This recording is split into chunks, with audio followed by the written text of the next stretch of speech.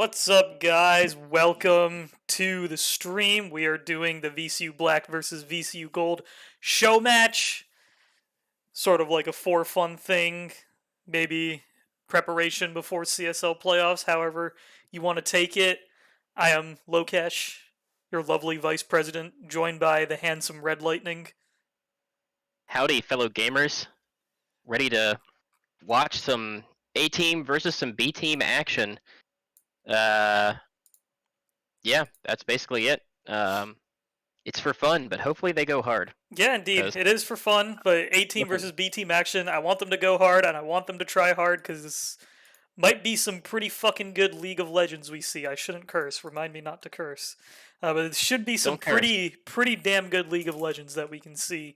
Uh, I think it'll be fun. Hopefully, once get this pro draft link, we can get started and pretty damn good League of Legends that we can see. Yeah, we can get the Yeah, pro draft. and Yeah, get the pro also, draft link. We can get started. Still haven't gotten it yet, so hopefully soon. gimme In the the link. meantime, we'll put out some predictions in the poll. See what y'all are thinking. Uh,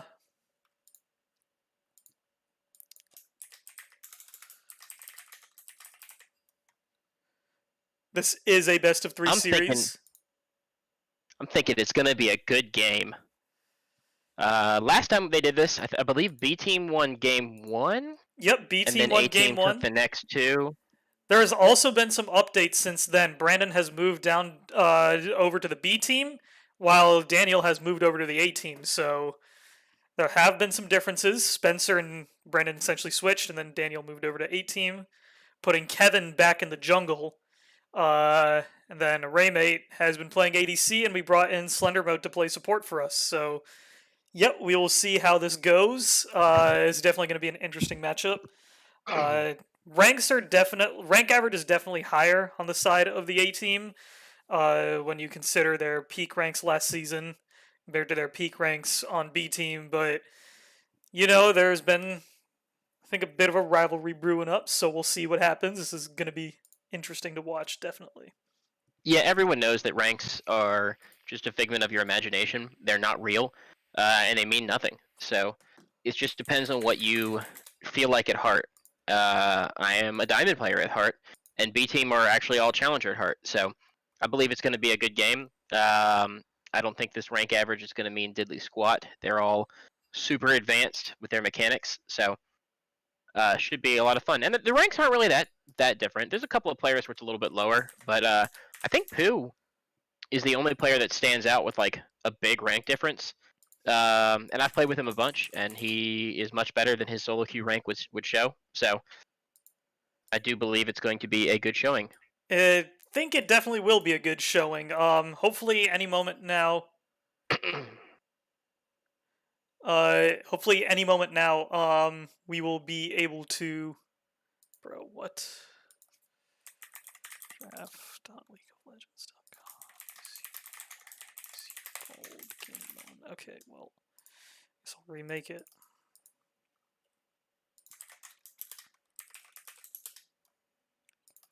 Sorry, I'm remaking Pro Draft.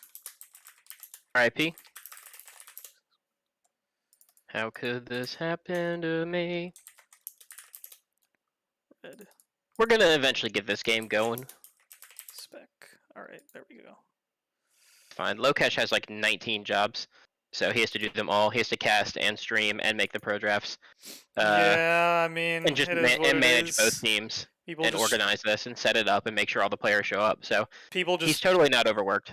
people just making my life miserable. What can I say? It's fine though. I'm used to it.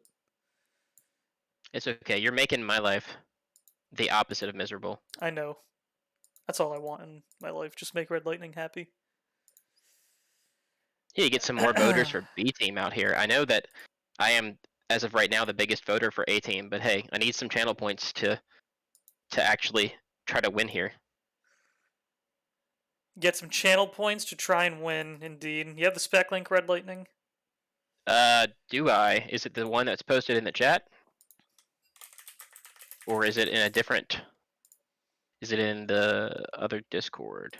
I just guess I'll DM it to you. No, I have two up. Yeah, I have the right one. Black versus gold this time. Yep, I there like we it. go. All right, bet.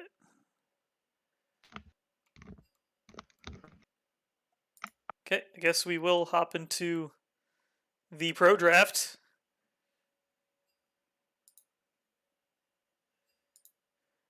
Maybe they'll start soon. Um, guys, Hopefully.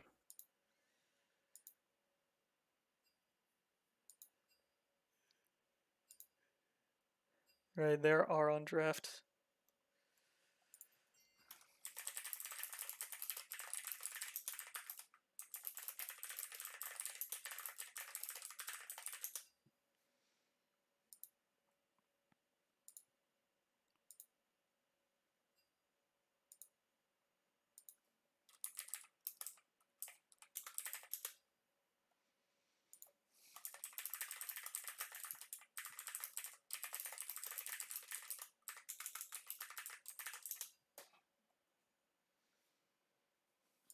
Any minute now. I don't know what they're waiting for. We're already 15 minutes past the scheduled starting time. We You are think already 15 minutes past the starting time. you think these guys would have something better to do than to not start the draft? Ah, there we go. Draft has been started. Let's see what they start banning here. VCU Black with the Udyr ban taken away from Shane immediately. Udyr, even after the jungle nerfs, still poised to be the strongest jungler in the game due to his ability to clear super fast and gank super hard and just run people down with the turbo chem tank. I And don't like it. I think you ban that on red side. I think it's a strong enough pick that you make red side ban it or make them give it, or you get to first pick it here. the big thing here, though, is Kevin doesn't actually play uh, Udyr, but the Seraphine ban away from 2 is really good. They will definitely take that if it's up. And Jin taken away from Daniel. Aphelios taken away from Josh. Yon taken away from Brandon. Surprisingly, no Caston ban. Immediately first picked into the Aatrox, going over to Youngest Lay in the top lane. Yeah, just giving Fat Cal World Ender a little bit of a heartbreak there, leaving up the Aatrox, making him think he's going to be able to get to play it, but instantly with the first pick taking it away. I like it in the fact that it takes a power pick away from VCU Gold, but I don't love the first pick blind pick Aatrox top. I feel like you could definitely exploit that in one of the more favorable matchups. You could, but Dane doesn't play Camille, Irelia, or Fiora that much, so you have to keep that in mind. Nunu is taken for red side here. VCU Gold picking up the Shane staple in the jungle with more supportive junglers rising up in the meta as predicted by analysts. Nunu and Willem looking to be one of the power picks here, and Rel, really strong team fighting champion. VCU Black counters that with Kaisa Leona picked up on their own side. We can most likely see the ADC locked in here for VCU Gold. Let's see what happens. Yeah, I'm a big fan of this Rel pick. Rel has been extremely powerful. Her team fight presence is just actually insane with how much she brings. I think she's just a better version of like Leona. I think Leona might be stronger in lane, but outside of lane, Rel just brings more to a team fight. Xayah is definitely a tier below Kaisa in terms of the ADC power. So while you might have gotten a slightly better support, you definitely got a worse ADC pick. So I think VCU Black is still happy with the way those bot lanes are going to shape up here. Um, Yeah, and for while they sure. and by not picking your top laner in the first rotation, you leave yourself open to top lane bans. We'll have to see if VCU Black actually throws some at them, but they're still going to get to counterpick Aatrox one way or the other. But now VCU Black has a chance to actually ban out some of the more oppressive Aatrox counters, or just anything that they're worried World Ender is actually going to play. But instead, it looks like they're going to opt for Silas mid from Mr. Wisher. Yeah, they're really trying to like squeeze out Brandon's mid lane champion pool here, and with the Echo gone, we might see him default to an Akali or a LeBlanc, both mid laners struggling heavily in this meta, not really being able to find their stride. The Pantheon is locked in for, I'm assuming that's Dane on Pantheon top. Olaf taken away from Kevin in the jungle, so we'll have to see what they end up locking in here. Malphite picked for, is that Malphite mid or is that Malphite top into Pantheon? Could be either one. It looks like it's going to be Oh, wait, this is spicy. Okay. I think this is Malphite wherever Youngest Lay. Pantheon I goes. think this is Youngest Lay on Aatrox mid. Thick Chick 42 Spencer on Malphite top, and then Kevin taking his signature Elise. Very, very strong pick in the jungle right now. Really, really good early game pressure. Can sort of ignore the nerfs that were targeted towards the jungle pool in the mid lane, towards the jungle pool, and just three camp and be on the map as quickly as possible, as Vladimir is picked up for Wisher, one of his other signature staple late game scaling picks. I like the answer here. I'm not really sure why VCU Gold banned out Cassinan. I guess Wisher didn't want to play it because they had the first pick in the second round of the draft. They had no reason to ban it unless they just were not going to play it for whatever reason. I do like the Vladimir pick here. All you have to do is just make sure you match where Aatrox and Malphite go with the correct lanes. Pantheon should not be laning against Malphite. Vladimir should not be laning against Aatrox. Both of those or actually all four of those champions can go to either of the solo lanes. So just make sure you get the right matchups here. If you see the other team swap to try to get a better, more advantageous, make sure you swap as well.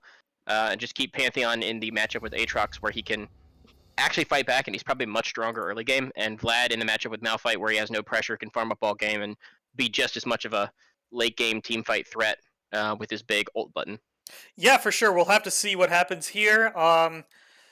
Going into the actual real draft instead of pro draft so we can continue talking about the game. I think there's a bit of a discrepancy in strength in the mid lane, especially early game with Aatrox versus Vladimir.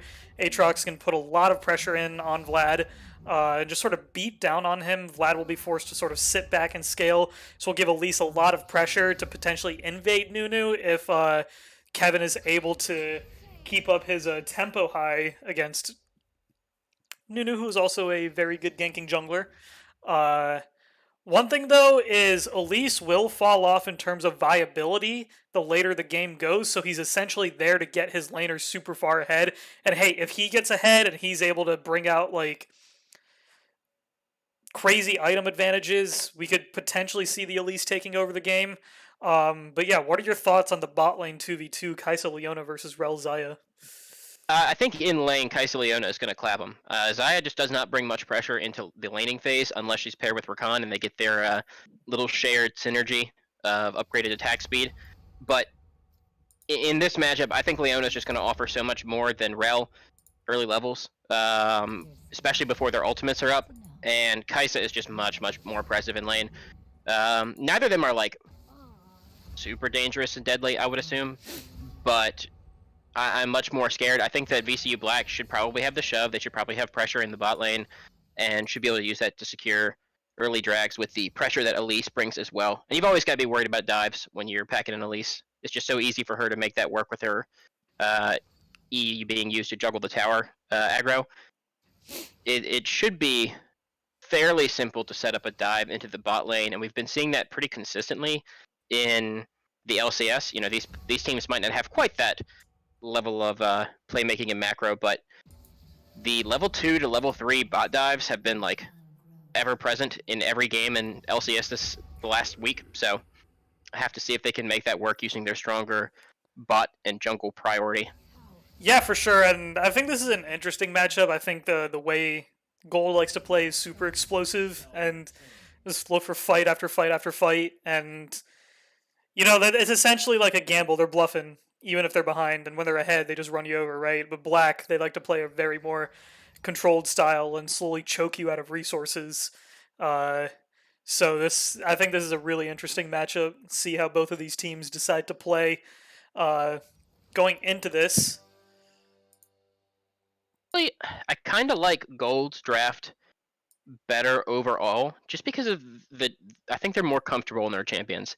I think that the Pantheon Vladimir, like, it doesn't necessarily that those two champs in the solo lanes, even with getting the better matchups, neither of those champs really, I think, super hard stomp. Pantheon might have a pretty good advantage against Aatrox, but Vladimir still can't really like fight Malphite early.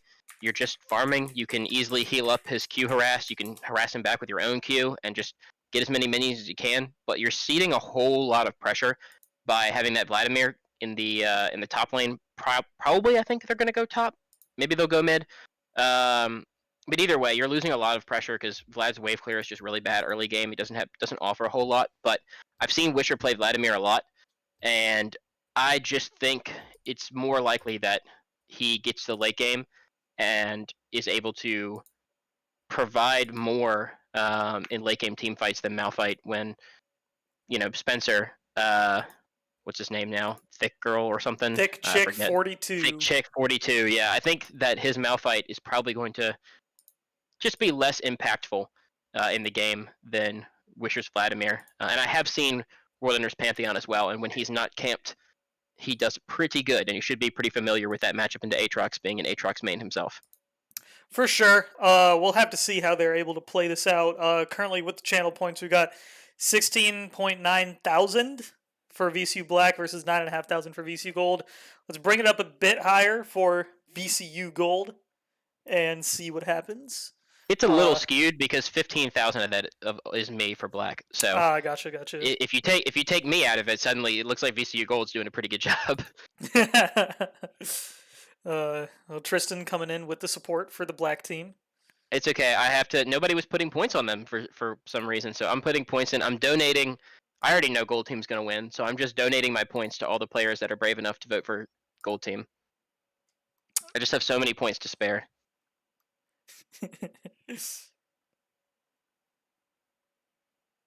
But either way, I'm pretty excited. It's definitely an unorthodox draft. Let me put it that way. Not too many games I've seen with a Malphite, Aatrox in the solo lanes, so I'll be interested to see how this goes. I think Pooh is definitely going to want to hover around wherever World Ender is. I could just see this Pantheon becoming super useless if Elise is able to make his presence felt and keep him from getting any kind of advantage against Aatrox through consistent ganks or just presence in the top or mid wherever Pantheon goes. But in the 2v2, I do think Nunu and Pantheon, if they play it well, can probably win that 2v2, and I think that Nunu should definitely look to just keep that Pantheon from getting behind in the early game. Just facilitate him and let him have an even lane against that Aatrox and get the pressure so that Aatrox never really scales up for team fights. I think for sure right now with the nerfs to Gore Drinker coming in for Aatrox, he is a little bit weak. We have seen some Stride Breaker builds come out. I'm still excited to see how they're able to play through this matchup. I think it'll be fun to watch. Should be a whole bunch of fun. But I do think, I don't know, I think that we're going to see a lot of action in the bot lane. It wouldn't surprise me if Gold initiated a lot of that action, even though I think they have a weaker bot lane 2v2 in the early game. I just think that Array Mate and Slender Mode are more aggressive and probably more willing to look for fights than Daniel and Artemis are. But Daniel is just supremely good, in my opinion. He's just too good. Totally not biased by him being on my VCLCS team, but he's just the best. So I despite some early aggression, what I think could be some aggressive plays from Gold, if they ever see even a slight window, I think that Black is probably going to come out in the bot side, and they have the tools to win mid and top as well, but we'll have to see. They definitely do have the tools to win. We'll see. I think a lot rests on the ability of. I think this game is going to come down to jungle diff. Whichever one pulls off more successful ganks is more supportive in the way they play, which helps facilitate the snowball on either team. But yeah, overall comps are looking decently evenly matched. Excited to see how this pans out. Yeah, I'm automatically biased in the jungle diff department against McLeichie because he didn't sign up for VCOCS. So, yeah, already. Pooh's the better ready jungler here. Yeah, Pooh's the better jungler because he signs up for the tournaments, and he's also on my team. So, totally not biased there either. But in all honesty, McLeichie is an extremely talented jungler from every game I've watched him play in. So I'd expect him to probably get an earlier clear, a quicker clear, and probably have more influence on the map in the early game. But luckily for Pooh, Nunu is one of his best champs and is definitely good at making his presence felt. He's a high tempo jungler, snowballing all over the map. And it should be pretty easy for him, especially if he plays mostly around topside, to just basically go top mid, top mid, top mid, and try to get both of his matchups ahead. For sure, for sure. Also, by the way, if I leave halfway through the stream, I'm sorry. I'm ordering pizza right now because I haven't eaten all day. Already, blue side has taken an early lead of 10 gold by killing that ward. Huge misplay from VCU gold to allow that tiny bit of experience over to the Leona. Yeah, I 2 mean, boom now. the game's just over at this point. Might as well just FF go next. Can't really do True. much here. Not surprised that both teams are a little bit hesitant to take significant invades. They both walked in and dropped a ward, but nobody setting up a bush, nobody camping, nobody trying to look for a dangerous play. They're probably both familiar enough with each other to expect any crazy or I don't know, crazy level 1 plays. Yeah, I'd assume so. I mean, but the thing is, I don't think they are very familiar with each other. This is the first time these two teams have played against each other since the first match, first show match. Yeah, So but a lot of these players have played together elsewhere. Is kind of more what I mean.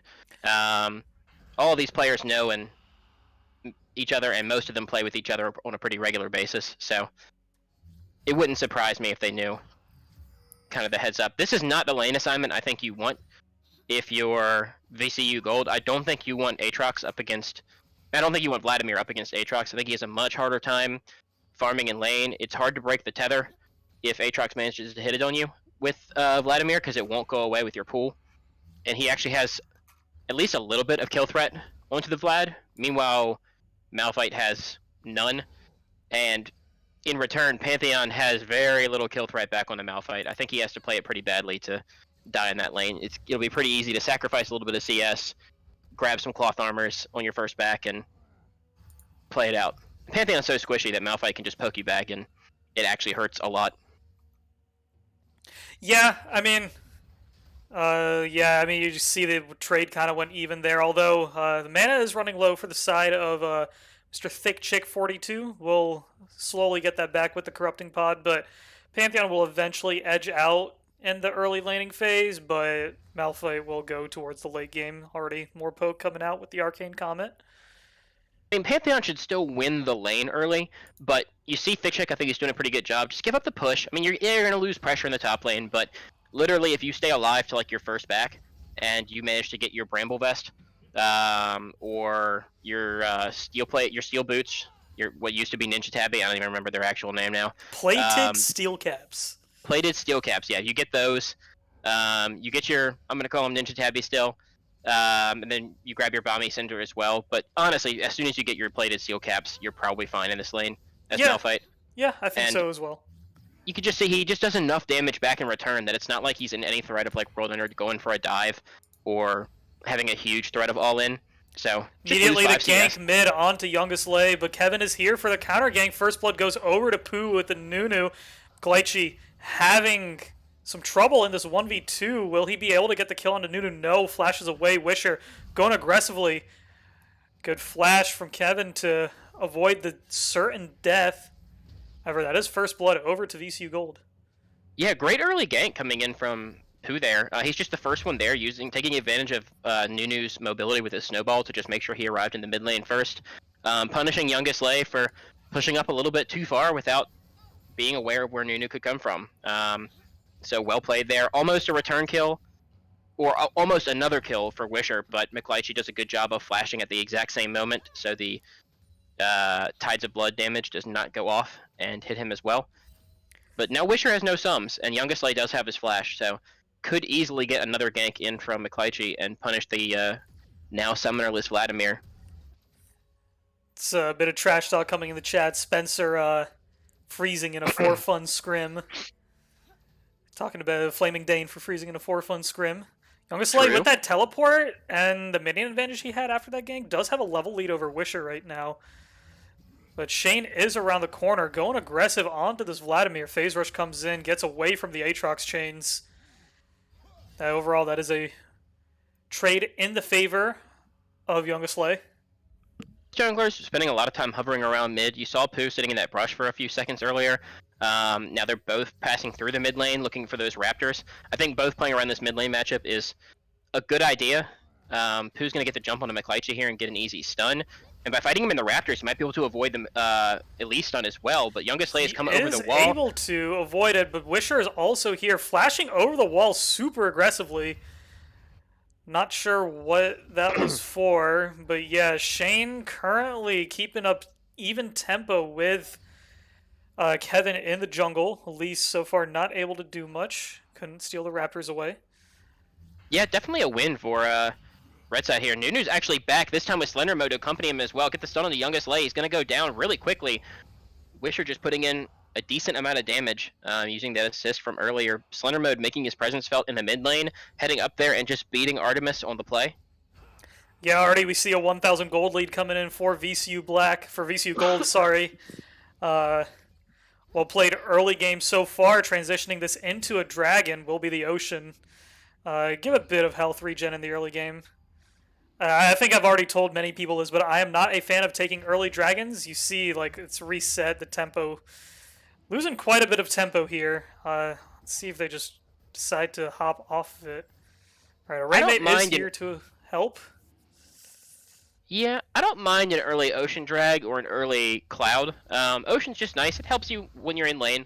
Little extra health regen, never hurt anybody while they're laning, so if you get it early enough during lane phase, it'll actually give you some, some real laning power. And then an early Cloud is just 10% ult CDR is actually helpful. It's much better than a 4 MR or 4, not 4 MR, yeah, 4 MR or 2 AP. So from the other two dragons, so I don't really mind it. And they'd already made a play mid. Mid lane was actually dead at that point, so it's not like they lose a whole bunch. For sure. He even trades once again in the top lane. Malphite pick kind of big brain to negate the Pantheon aggression early. Yeah, so the Aatrox versus Vladimir, because of the really good jungle play from Pooh, is not going the way I thought it would, but this Malphite Pantheon matchup is going exactly how I thought. We do see Pantheon. He's up to a pretty good CS lead. It's going to be probably 15 once Malphite grabs the remaining extra CS here, but the trades are still going pretty evenly for Malphite. If anything, he's actually coming out maybe a little bit ahead, and it's only going to get harder and harder for Pantheon to make his presence felt. Yeah, for sure. You can already see the hurt that Spencer's putting in onto this Pantheon up top lane. Kevin is hovering, though, if Dane continues to go with his aggression. Spots him on a ward. Be forced to leave. Yeah, and with Youngest Slay's flash still down, he's going to have a hard time playing this mid lane matchup. He's still getting plenty of extra CS. Aatrox is still a much stronger early pick than the Vladimir, but by using that flash aggressively, actually, Thick Chick 42 going to take a lot of damage, but he turns it around. He gets a solo kill onto World Ender. Thick Chick 42 coming in with the Malphite mechanics. The second the invulnerability comes off from the Pantheon, immediate Alt E auto, just dead. Yeah, he actually did a really good job of baiting that play in. We're going to have a fight bot lane here. Daniel taking a little bit of damage from a Raymate, but they both just back off. But yeah, getting that only way a Pantheon can outplay the Malphite ult is with the invulnerability from his damage. Actually, Wisher's going to go all in. Wisher's going in. This is probably a solo kill on the Youngest Lay. The Vlad ult is sticking. Well played from the mid laner of VCU Gold. Wisher picking up an easy dive onto this Aatrox. A lot of damage coming through. Pooh is in there in the bush looking to catch out Kevin.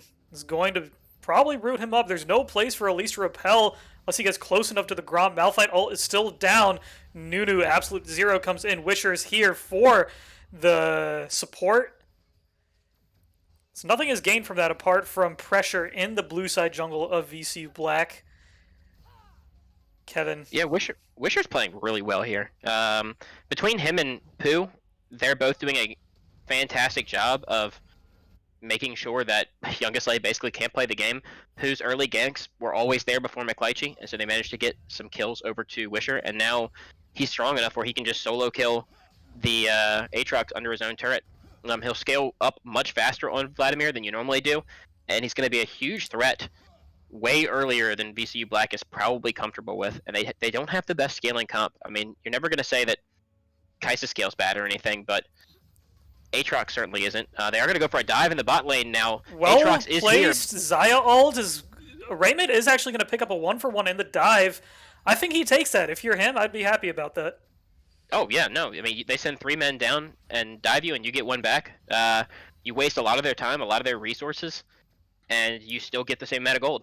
You do miss some farm in the bot lane here. Gonna miss actually like a wave and a half, and then Daniel's gonna get a plate or two. But that's evened up. It looked like Wisher might have picked up a plate in the mid lane, but now he's gonna get ganked by McClychie. Does try to dodge out with his W, but uses it a little bit too early. He's gonna go Yo, down. really well Has no hold. ultimate. Wow, the shutdown comes through onto Aatrox here. McLeichie's taken extremely low, however, has his repel to get him out. Youngest Slay is going really aggressive onto Pooh. Double kill comes in for the Aatrox. Really well played there, holding on to the Elise Cocoon until after Vladimir got out of his pool.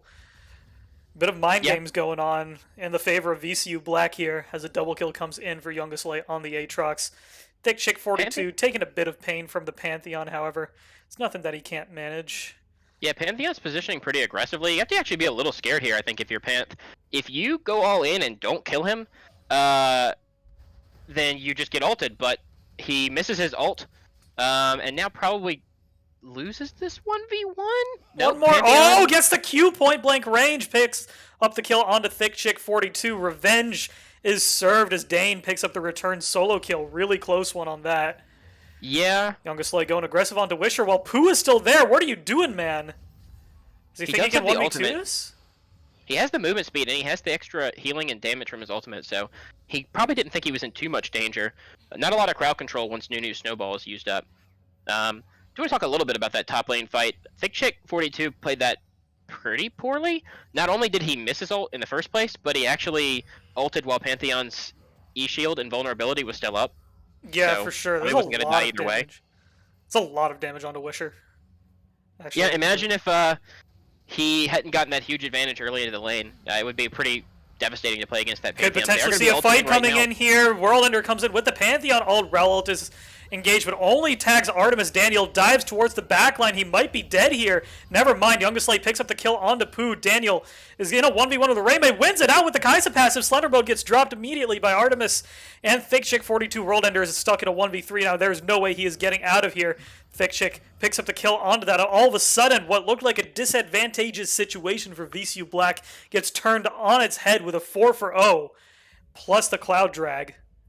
Yeah, suddenly what was, a 1 to 1.5k gold lead for most of this early game is now, almost 3,000 in advantage for VCU Black. Just using their stronger early team fighting. Wisher wasn't present at all, but they're actually going to go in right now. Pooh is here as well, but Wisher's already taken super low. I don't know if he's going to have really any effect on this battle in the rest of the fight here. He is actually going to make it back under the turret, Youngest Slay's going down, though. Rel picking up the shutdown on that. Not the target you wanted to give it to. Ideally, Wisher gets it there, but, you take what you can get. Yeah, and without Rel, I don't think they kill Youngest Slay there. That extra stun helped bring him down. I don't think Nunu had the damage to actually finish that fight off. Because if Wisher stepped back up with the amount of HP he had, he probably gets killed by a single Aatrox Q. So, good job overall getting the punish, and now you get a chance to drop your Rift Herald and pick up 2 free plates on this spot, on this mid lane turret. Little sad. If they could get up a little bit closer in the next 10 seconds, they could pick up 1 more plate, but looks like McClychie hovering around is going to be enough to deter that play. Looks like it. Give me a sec. I'm getting a call. Thick Chick taking a pretty bad trade here from World Ender, but does get the wave pushed in, and World Ender's not going to freeze it, so he's probably fine with that. The Eclipse is already finished for the Pantheon, so he's going to be a little bit more powerful in these early trades, but Malphite grabbed his skill caps already like he should, so he's probably not feeling too bad about not having his item yet already.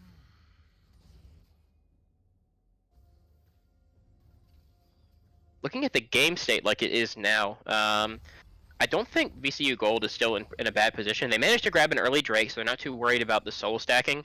And their comp, I'd say, probably still outscales. The Vladimir threat in the late game is just so dangerous.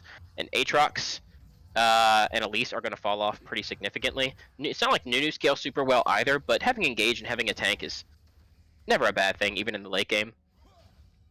And Xayah is a pretty awesome ADC for late game team fights if she can get strong. Who's going to come up with a snowball into the top lane, but Thick Chick is playing safe enough for that. But a Raymate is just going to be solo killed by Daniel Nijokov, who already has his Gale Force finished. So it's just super easy for him to walk up, Gale Force, press Q, get the isolated damage, and take a free kill.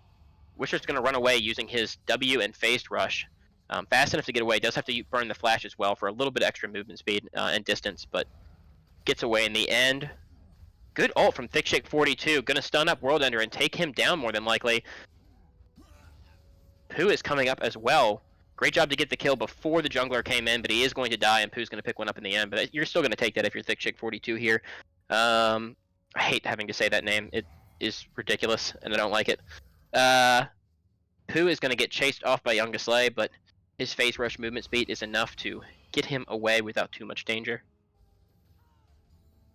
VCU Black still out to a decent lead here. 2.5k gold, but definitely they'd like to accelerate that gold lead to stop from any kind of scaling difference. Having the Kaisa so fed right now is definitely really helpful in these early fights, but like I said, if Xayah can get a good team fight, get some gold back in her pockets, and VCU Gold can weather the storm for another 5-10 minutes when Vladimir's got 2 or 3 items, then suddenly they're looking pretty good despite small gold leads in VCU Black's favor. Going for the Rift Herald here. Good play from VCU Black. I mean, take up whatever objective you can find, but if you're gold, you're not unhappy about that. Second Rift Herald is kind of useless. Yeah, they can maybe break your mid turret with it, but there's no plate gold, and having to commit the resources over that objective is still pretty, not too bad for gold here. Definitely got to play safe if you're Daniel, though. Vladimir may only have 1 item, but you are in ADC. This is 2021. You can still easily get 1 shot.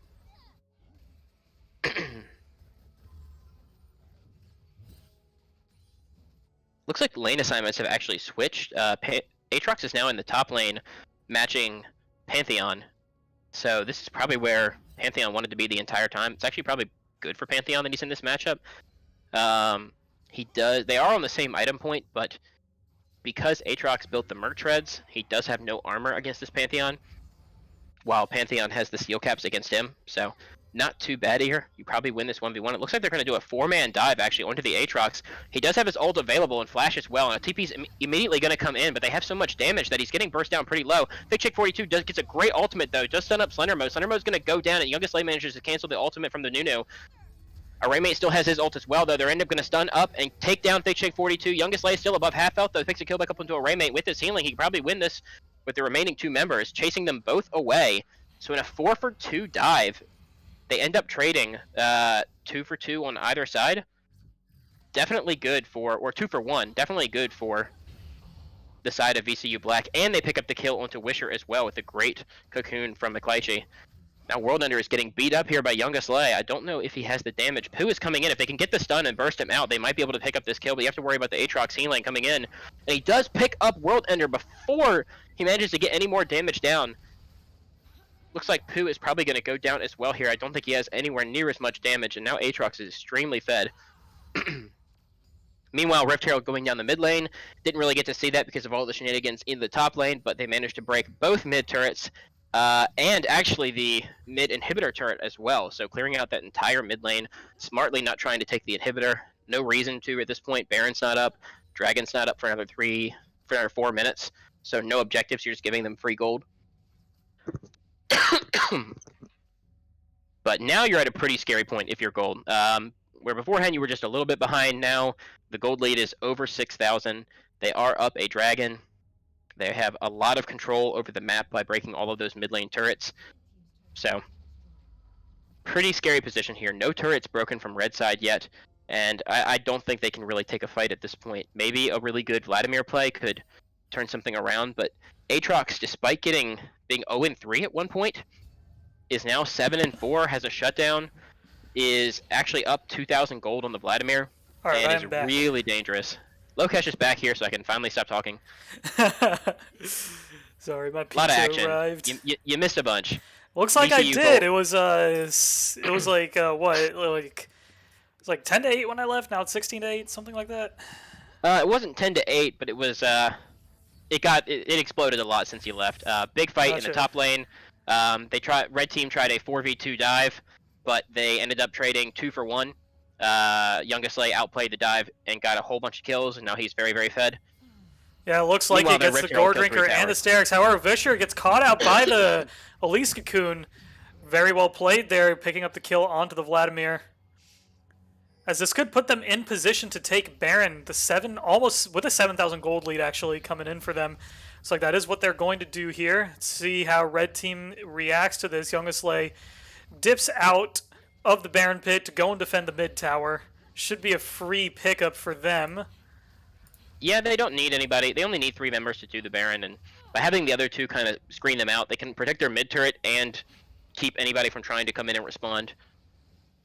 Wisher's still dead, so it's not like they had any real team fight threat. He's the only person that could actually do anything in a fight at this point. Slender Mode's actually a little bit caught out, fails his jump over the wall, but does get the blast plant instead, but doesn't They matter. follow him over the wall damage. anyways. A lot of ultimates used, however, they pick up the kill anyways, and now they can pressure towards the Xayah, who is farming the side lane. Daniel Gale forces in, forces away the Xayah ult. This should give them free pressure onto the bot lane tier 2 tower. That's been happening a lot. You did miss it, but Daniel did pick up an actual 1v1 solo kill on a Raymate earlier. Made it look easy, just Gale forced at him and pressed Q, and it basically one-shot him. So. Yeah, I mean, we really love Kai'Sa, don't we? Really nice champion. Yep, Kai'Sa's in a great spot. She's completely balanced. And Xayah is totally an ADC that's on the exact same tier and level as Kai'Sa at this point. But whereas gold was probably fine with their comp to be a little bit of gold down at 20 minutes into the game, 1 or 2k is not too bad here with your comp. That probably outscales pretty strong just based on your Vladimir and your Xayah. At this point into the game, you're pretty scared because I don't think they can take any kind of fight at all. Vladimir is nowhere near scaled up strong enough to actually kill members like the Aatrox and this Malphite. Malphite has no armor. I still think he could survive a Vladimir combo pretty easily. So you just have to give up dragons. You've already given up Baron, so they can use that to keep pushing if they want. The next dragon you're going to have to give. And maybe you try to fight again before Mountain Soul, but even then, I don't know. It's going to be a while. It is going to be a while. Dane forced to ult out, noticing all members of VCU Black are in the bot lane currently. So, it is a little bit scary. Yeah, I mean, you just can't do anything. You can't really be out on the map. If you're past your tower line, then you're in danger. If you're on red side and their tower line, because of the Baron, has been pushed back so far, they can hardly leave their base. It's going to be like, I mean, at least Vladimir, he's finished 2 items now. He's got his Void Staff. The flash ult comes in. That was kind of delayed. Bit of a potato fingers coming in from Spencer as Wisher goes in aggressively. May pick up the kill on a Malphite, but I doubt it. Youngisley is in the middle of 4 members of VCU Gold trying to pick up the kill. But however, he gets out with a sliver of HP. Goes back in, picking up the kill onto a Raymate, unstoppable on this Aatrox as the World Ender ultimate continues going through. Everyone is just dying left and right. Slender Mode is getting chased down. Thick Chick 42 running down the Nunu. Double kill comes in. This could end up being a triple kill. Pooh gets knocked up out of his snowball. Youngisley out for blood. Picks up the triple kill as that should be game. 23 minutes. Yep. They're just not strong enough. Even with finding the early advantage, they had a great job from a Raymate to flash the Malphite ult. But Wisher just doesn't have the damage to one-shot him at this, even without any magic resist. Or now he has one no magic mantle, but with barely any magic resist, still can't kill that Malphite. And by blowing his whole load on just Malphite, really can't do anything else. And you saw Youngisley, he just tanked almost the entire team by himself, and still lived. Yeah, for sure, the late game Aatrox coming in. I shouldn't even say late game, the mid game Aatrox coming in, just doing so much work. Thick Chick 42 going in aggressive again, but I think he's just trying to pull off some BM. Youngisley, World Ender is back up for him, but he's going to get shut down. 1,000 gold goes over to Brandon Wandon. Wisher Washington, Daniel going up aggressive against Pooh. However, he's going to be forced to back out as Pooh puts the snowball down, looking to run the bot lane of VCU Black down. Artemis going in aggressive. Daniel getting a bit of autos off, ults in with the Kai'Sa ult, picks up the kill onto Shane, another shutdown, 1,000 gold goes over, double kill in for Brandon Wandon. Wisher Washington on the Vladimir, looking to pick up a couple more items now with that extra gold he got. Let's see how much he has in the bank. He currently has 3.1k in the bank. Could buy himself a pretty nice pair of needlessly large rods with that, build towards death cap. Pretty close to death cap here. I mean, that was...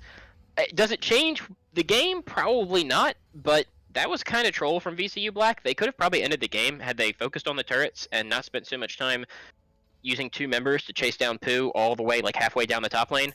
Had the KDA, Um, you know. yeah, they probably could have done that, and then they took a really dumb fight right in front of the Nexus when they once again probably could have just killed the Nexus. It has no turrets, so auto attack it a couple more times instead of using Malphite ult to basically ult into their Nexus. Probably would have been smarter. And like, yeah, it probably doesn't give VCU gold enough gold to actually get back into the game. Kaisa is still down like 4,000 gold, almost 5,000 gold onto, or Zaya's like 5,000 gold down on the Kaisa. So a long way to go before they're relevant. But Yeah, the only you places where it's saw, like really even is in the top lane, but Malphite is essentially outscaled Pantheon. Pantheon's a glorified oh, big melee time. minion at this point, and But we you see a saw huge Vlad deficit. one One shot man ult Kaisa. from Thick Chick 42 onto Slenderbo. Doesn't matter. Daniel just blows up the Rel pretty much instantly. Wisher's in the back line. Another kill comes in for Daniel. Double kill goes over to the That'll be the Kaisa. game. And yeah, that's pretty much game with the Vladimir dead. Nothing much else they can do. World Ender comes in. Triple kill comes in for Daniel. Will they try and give him the Penta, or will they just end the game here? Daniel going in aggressive onto the base. Quadra kill comes in for the Daniel. Will this be the Penta onto Pooh? Let's see if this is the case. Pooh has slain Thick Chick 42, but will Daniel be able to get the Penta? I don't think so. Okay, I mean, they're kind of trolling. Nunu gets a triple kill. He's going to hit his late game power spike. It's okay. Daniel got a Penta yesterday in our flex game, so he doesn't need another one today. Uh, He might get one anyway. Daniel? Never mind. Another 1,000 gold shutdown goes over. Okay, well, His another- array mate in all troll chat fight. saying Tony would have pented, bringing up a bit of the BM. Another troll fight. The Nexus is still alive. It may be 1 HP, but it is alive. I was going to say watch out for Wisher because he managed to one-shot Daniel in that last fight before he spent his 3k gold. Now he has spent it. He could not quite one-shot him there. Actually got one-shot in return by Kaisa when he tried to. So maybe he's not as dangerous as I thought, but you just donated a couple more 1,000 gold. He's got his death cap now. I mean, you keep not ending the game. You're eventually, I think, VCU gold outscales. I don't think they outscale. Pantheon has fallen off essentially. I think just Vlad. I think Vlad and Zaya actually outscale their counterparts here pretty hard. I don't think Aatrox Kaisa. falls I don't off. think Zaya outscales Kaisa. I don't think there's any world where Zaya outscales Kaisa. I And do. there's I think also a Zaya- bit of a itemization issue coming in from VCU Gold. I don't like the Essence Reaver. I would have much preferred a Phantom Dancer on Kaisa. But well, Pooh's caught out it is dead. what it is. It's too late now. I don't know why Pooh is there. I would like an explanation, but I don't have one. I guess you just give up soul here if you're gold. Why? There's no reason to fight. I mean, you'll lose the game if you fight, and any time that they spend not killing your Nexus is time for you to hang out. Sure, going in Flash, aggressively ult, engage for onto the Wisher. team, but I don't think it matters. They pretty much lose the fight here. Youngest Slay pops the Vladimir immediately, gets the reset, double kill onto the Zaya. Triple kill comes in, never mind. Daniel will pick up the kill credit onto the Pantheon as clean ace comes through for VCU Black as they're going to go towards ending the game here. What do you think VCU Gold can do? Any draft plans that they can draft in the next game to potentially help snowball the lead that they got in the early game? I think both teams could play a lot more intelligently. Is my advice. I mean, yeah, the game was probably over. I mean, Black could have just walked down and ended the Nexus, but why was Pooh up there to die? And then why did you go in after they already took the soul 4v5? Why? I mean, there was no reason to engage there except for you just wanted the game to end faster, which I guess is I mean, if you wanted to lose faster, that's fine. But they have an FF button for that. So, yeah, I'm not really sure about that. I mean, Red Side did a good job in the early game to get any sort of lead, but they just picked such a low prio comp, and they didn't assign the right lanes, in my opinion. Pooh did a great job in the early game to get Wisher any sort of lead in that lane, but you saw, or actually you kind of missed it because you left during that part, but Youngest Slay's Aatrox, even without kills, even being 0-3 at one point, just offered so much in these early to mid game skirmishes, and was just way stronger than Wisher's one item Vladimir could actually put out despite being ahead. And it really swung a lot of these skirmishes back to VCU Black's favor, and then the Pantheon was useless the entire game. They did, they killed each other back and forth a little bit. And they both got a solo kill, but you don't want to be trading solo kills with Malphite as Pantheon. Malphite's going to be useful the entire game just by his R button. Pantheon is not useful past 20 minutes, and probably would have had a much better matchup, in my opinion, into that Aatrox than Yeah, the definitely. Malphite. Dane has mentioned multiple times that he enjoys playing Pantheon into Aatrox, one of the picks he likes to pick. So Yeah, I think the lane assignments were a bit scuffed that time, but it is what it is. Got to do what and you got to do. But we'll my see and, how we'll see how VCU Gold is able to come back as a Black takes the lead 1-0 in this series. and my biggest complaints for Black, I mean, are all like don't troll basically. Um, my only real complaint is that McClychie had less like early game prio and presence than Pooh, despite having prio in mid lane, prio in bot lane, and like honestly kind of an even lane in top. Pantheon had the shove early, but it got to a point where Malphite was just even farming in that lane and had even prio. So I would have liked to see a little bit more, but he definitely in the mid game, once his champs really came into their own in their top mid and top lane, definitely started running the map. So I can't even criticize him that much. I just would have liked to see him protect uh his top and mid lane just a little bit better, because that was really the only way, in my opinion, I think that Gold could have gotten into the game, and we saw they did get into the game just a little bit before VCU Black took it back. For sure. I mean, Daniel, I would like to update the score, but I don't have a new graphic at the moment. Let me check if I do actually. Ah, I do have a new graphic. Nice. Are we giving points after every game or No, after the no, full it's after the series? series we'll get the That's what I points. thought. That's what I thought. Just making sure. All right, we're gonna take a quick break, and then Reggie Dice will take over as guest caster in my stead, Oh, so I can eat dinner. yes, sir. That's me. I That's am. Reggie Dice. Yeah, that's me. I'm Reggie. Um, you guys might know me as the MVP of VCLCS last season, and I'll be taking Lokesh's place for the following games. Or for a game. For a Oh, it's game, only. and then if it goes to game 3, we will try cast. Okay. I Nice. just really need to eat food. I haven't eaten all day actually. So you know Did how you it order be. food from me too? Did I order food for you too? Sadly no. Ugh, that's sad. You can't order food unless you brought enough for the class. Yeah, dude, that's messed up, man. All right, I don't want to peer pressure Lokesh. We good. It's fine. I was watching I was spectating the game after I was done with my stuff, and I just saw David or youngest Slay on the Aatrox just murdering people, dude. His like Aatrox lifesteal is stronger than ever. Like he'll just go into R, pop the Gourd Drinker, and he just has so many like sources of healing with his Conquer and driving his Hunter stacks. Like you can just stay alive for like so long. Yeah, the Aatrox looked really strong, despite the fact that he actually started the game 0-3. He was punished super hard. Wisher solo killed him at one point with his Vladimir, and he got ganked twice by Pooh, and they killed him twice in that lane. So started off really, really bad, but the Aatrox mid game power was just way too much. Picked up like one kill and then started running over the game. I'll be right back. Sorry. Dude, Goodbye, Lokesh. they piled up on like little did they know youngest Slay has a power spike with the more deaths he has, by the time he hits mid game, the stronger he is. He just flips it like a coin right back at him. Exactly. All right.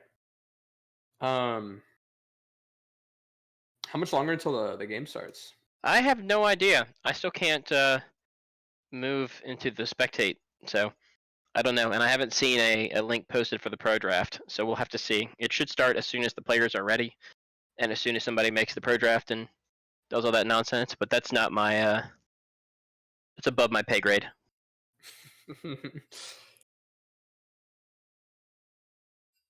Have you been today, Red Lightning, Mr. I Lightning? have been great. Ranked queues were down all day, so my day Oh, actually was really good. Oh. Stunning. There's probably no correlation between the fact that I couldn't play ranked and my day was nice. Oh. I can't see how that would affect it at all. But yeah, had a great day. Mm-hmm. I was just checking in like every 10 minutes for hours on end. It was down from like 11 to like maybe like I don't know, 7 p.m. was it? Yeah, it didn't come back on until like just before the series started. When I was checking it, so probably not till like 7:30 or something. Yeah, it was down for a while. I was just reading manga all day. I just got caught up on manga series. I've been Ooh, reading what up on series? Jujutsu Kaisen. I have It not heard of it. its anime has been popping off recently, so I took it to manga, and I think I like the past 3 days I've just been binge reading it. It's good stuff. It's good stuff. That's what I like to hear. Ooh, we have one pro draft link. 2 pro draft links. You are not in the game, are you? I can send the pro draft to you, Reggie. You can just watch on my Discord stream. Yeah, I'm watching through your Discord stream. I cannot Oh. join the spectate lobby because Daniel and 2 are mean and won't let me in. It's okay though. Well, since the link has been posted, we should be getting in to the game pretty soon. Any second now. But then again, the link was posted last time and it still took them 10 minutes to get the game started, so we'll have to see. Oh yeah. Oh yeah. Sometimes the pro draft takes longer than the game itself. It is true. It is true. The pro draft in the lobby. But hopefully we get another banger. It looked pretty VCU Black favored at the end there, but Gold actually stood up pretty well in the early game. Got out to like a 2.5K gold lead at one point. So I'd like to see at least some more early aggression before they, throw it back to them. Indeed. Yeah, Well, I did that. I want to see more of Daniel's kill switch because I remember I tuned in for a second. He just solo killed the enemy Zaya with the he just go force it and popped them like a balloon. So I want to see Yes. more of that. Watching some of Daniel's games recently. Sometimes he's a little too passive, but last game he seemed to be very aggressive. So I'm hoping to see more of that this game. Yeah, Daniel's an actual Smurf. I can account for it. He's just too good. He couldn't quite get the penta in that game. Shane was mean and wouldn't let him have it, but he got a penta last night, as I mentioned in our flex queue game. So he should be happy enough with all the pentas that he's been given. Well, too many pentas. I get too many quadras myself. I think I got like 26 quadras before I got a penta last season. I was counting. Dude, when someone's desperate, like you keep track of that stuff. It's bad. True. I mean, you gotta get those pentas. Oh yeah. Looks like VCU Gold are on the pro draft, but I don't believe VCU Black has quite gotten ready. Let's give them the benefit of the doubt. Maybe they're using the bathroom or something. It's possible. It's possible. Or they could be scheming, cooking up some S tier drafts. Also possible. Also possible. Oh, we have a random unranked player that has joined because we left space for him, and there's no password. So this isn't my game. I can't do anything about that. Any minute now. Is that your coach? It could be.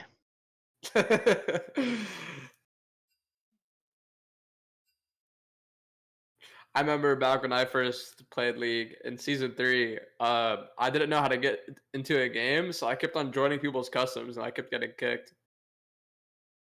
Those are the days. The old client. True. Did you play back on the old client? I don't. No, I did. When did the old client come in? Was that season 4, or was that later? When did the old client When did come the new in? client come in? That's what I meant.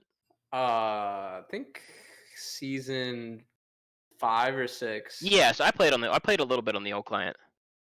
Do you remember playing on the old client? A little bit, briefly. That was a long time ago, man. it was much better. I Also, It was just pro draft I is starting, just guys. started on it. Oh, we're actually live. Okay.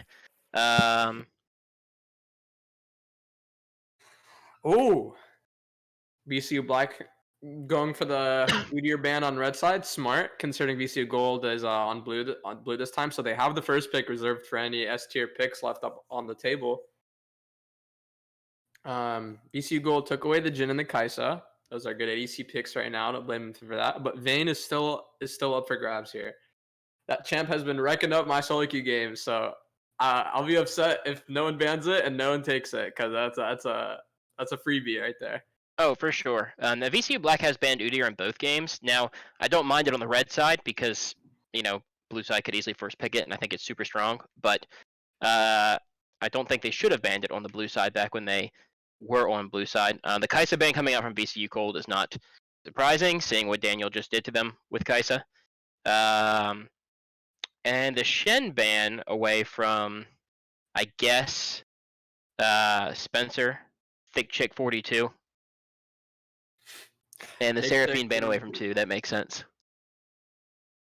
Yeah, two land some spicy Seraphine ultis with it hitting practically anything and doubling its range. It can definitely wreck some house in these team fights. I would be scared of it. He's definitely an e-girl player. I think Seraphine is one of his most favorite champs at this point. So get rid of that. Don't let him play it. Daniel has not Daniel actually. That's a Raymate that has locked in his Aphelios, and Samira is picked back. I don't know. I don't think Aphelios is like super high tier right now, but I think Samira might have been, but she just got gutted with a lot of her changes that have been coming in recently in the last couple patches. So I don't think she's super strong, but I do like the Rel combo. Yeah, I don't know about the Samira pick. I was reading the patch notes this morning, and Samira damage. I mean, as for the Samira nerfs, her damage wasn't really nerfed. Like, Just I think everything else. yeah, it was a lot more for her utility. So now her R is on an 8-second cooldown, and now she can't dash through her allies for like escapes and like being able to play more aggressive, but being safe at that in the end. And now her like AOE wind wall, I think, is like maybe like half a second. I think like a quarter of a second less. I mean, it really hurts her, but her Q actually has like 10% more damage at max rank. So her damage is technically higher, but they did remove a lot of her utility. So maybe we'll see VCU Gold abusing that and spam ganking bot, because once the Samira's behind, like she can't really play the game with her being short range and being an all-in champ. So Exactly. I definitely agree with the changes. I've never had a problem with how much damage Samira could do actually, but she was just right when she came out, she was just too overloaded. They gave anytime a champion has utility on every single ability, especially when they're an ADC and their job is not to be a utility character, they're a damage character. They were going to be overtuned. So I'm glad they're hitting the parts of her that don't really belong on that role. She should be a damage dealer. She should not have 4 or 5 forms of mobility and crowd control. So good nerfs, but she's still in a pretty bad place, I think, right now, actually. But with Rel's ultimate as well, maybe you could see some pretty nutty combos with Samira and Rel together. And then VCU Black gets the Aatrox again. Now we'll have to see whether that goes to Youngest Lay in the mid lane or Thick Chick 42 in the top lane. But I would not be surprised to see Youngest Lay take it again into either of those 2 lanes with how good he looked on it last game. yeah, I don't know if I agree with VCU Gold Zac pick. I can see what they're going for, like for like, just maxing E early, like getting those insane gang angles. But Rel is pretty good into Zac. She can, after Zac uses his jump, he doesn't have an escape option out of Rel's R, so he might get stuck with Rel in these team fights after going in. We'll see how that happens, but I'm pretty sure Zac can still just use all of his abilities and cancel Samir's R with his R. So we'll see. We'll see what happens with their 2 comps in these team fights. It gives you some good gank pressure. The Nunu, I thought Shane's Nunu was actually really good last game. But Zac can give you some similar stuff. I don't think he's quite as high tempo in the early game, but still gives you some decent early to mid game ganks with his long range E jump. Picking up the Akali for Wisher here. I do like that pickup. One of his better champs. She's not in a terrible spot right now either, and it gives them a definite win condition here in the mid lane to get Wisher's Akali ahead. On the other half, you have Trundle, though, countered, probably picked just because they saw the Zac. A decent counter pick in the jungle there. Can always ult him, take his tank stats, become a tank yourself, and then round it out with the Victor, which doesn't have a great time into Akali specifically in lane, but if he survives the laning phase and gets to the mid to late game, he is definitely an oppressive late game control mage. Yeah, Victor's gonna be really happy in this game because Trundle can just ulti anyone who gets who's like whichever player on their team is the tankiest, whether it be Zac or Urgot, and then Rel can auto attack and steal the resistances of like the tankier one or them both. So at the end of the day, they're gonna be really squishy, and Victor's gonna be happy shredding them with his R and like all of his abilities, just like wreck house. So I'm really excited to see what their Victor's able to show off this game. I don't know what Samir is going to be able to do versus that team comp, especially against a Lulu Polymorph once it gets to mid game, unless he gets really fed in lane. So I'm expecting to see some bot lane action. Yeah, Lulu's a great counter into the Samira, but I still think it is double ranged versus a ranged melee, so VCU Black might not have a ton of early pressure in the laning phase. I think that 2v2 Samira Rail still probably wins in the early trades, but only if Rail's able to get a good engage. If not, Lulu is going to just constantly provide some better poke and wave clear. So should be a good lane state there. Victor is going to be on the back foot from Akali most of the early laning phase. She's just very dangerous to him, and as soon as she hits level 6, has a ton of kill pressure in that lane. And, the Urgot into Aatrox, I assume that's a good matchup for Urgot, or Fat Cow World Ender wouldn't have locked it in as the counter pick. So theoretically, you've got 3 at least slightly winning lanes for VCU Gold, which should give you, a lot of early tempo, and hopefully paired up with a Zac could get them a nice gold lead. But VCU Black's team comp is still really good. They have a lot of good answers with the Trundle into the Zac, Victor for late game damage, Samira for early to mid game damage if she can actually manage to ult without getting interrupted, and then Aatrox, definitely a great mid game team fighter as we saw last game, and even if he's put behind, could, run over a game if Youngest Light can pilot it well enough. Yeah, if VCU Black plays this perfectly, Lulu's polymorph is actually like an ability that's thrown out, so Samir can actually windwall that.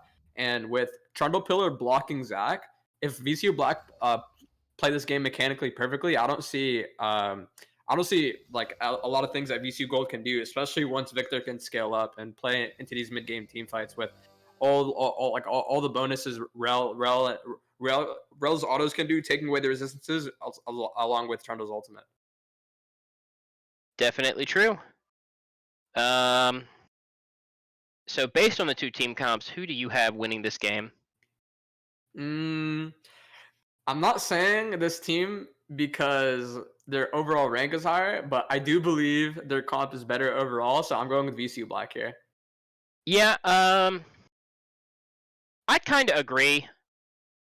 But a part of me does like VCU Gold's draft though. Actually, I think that VCU Gold kind of came out better in the draft. I don't think they want to go super late game with this comp. It's going to be hard to play for Aphelios, and he's like, all of your late game damage really.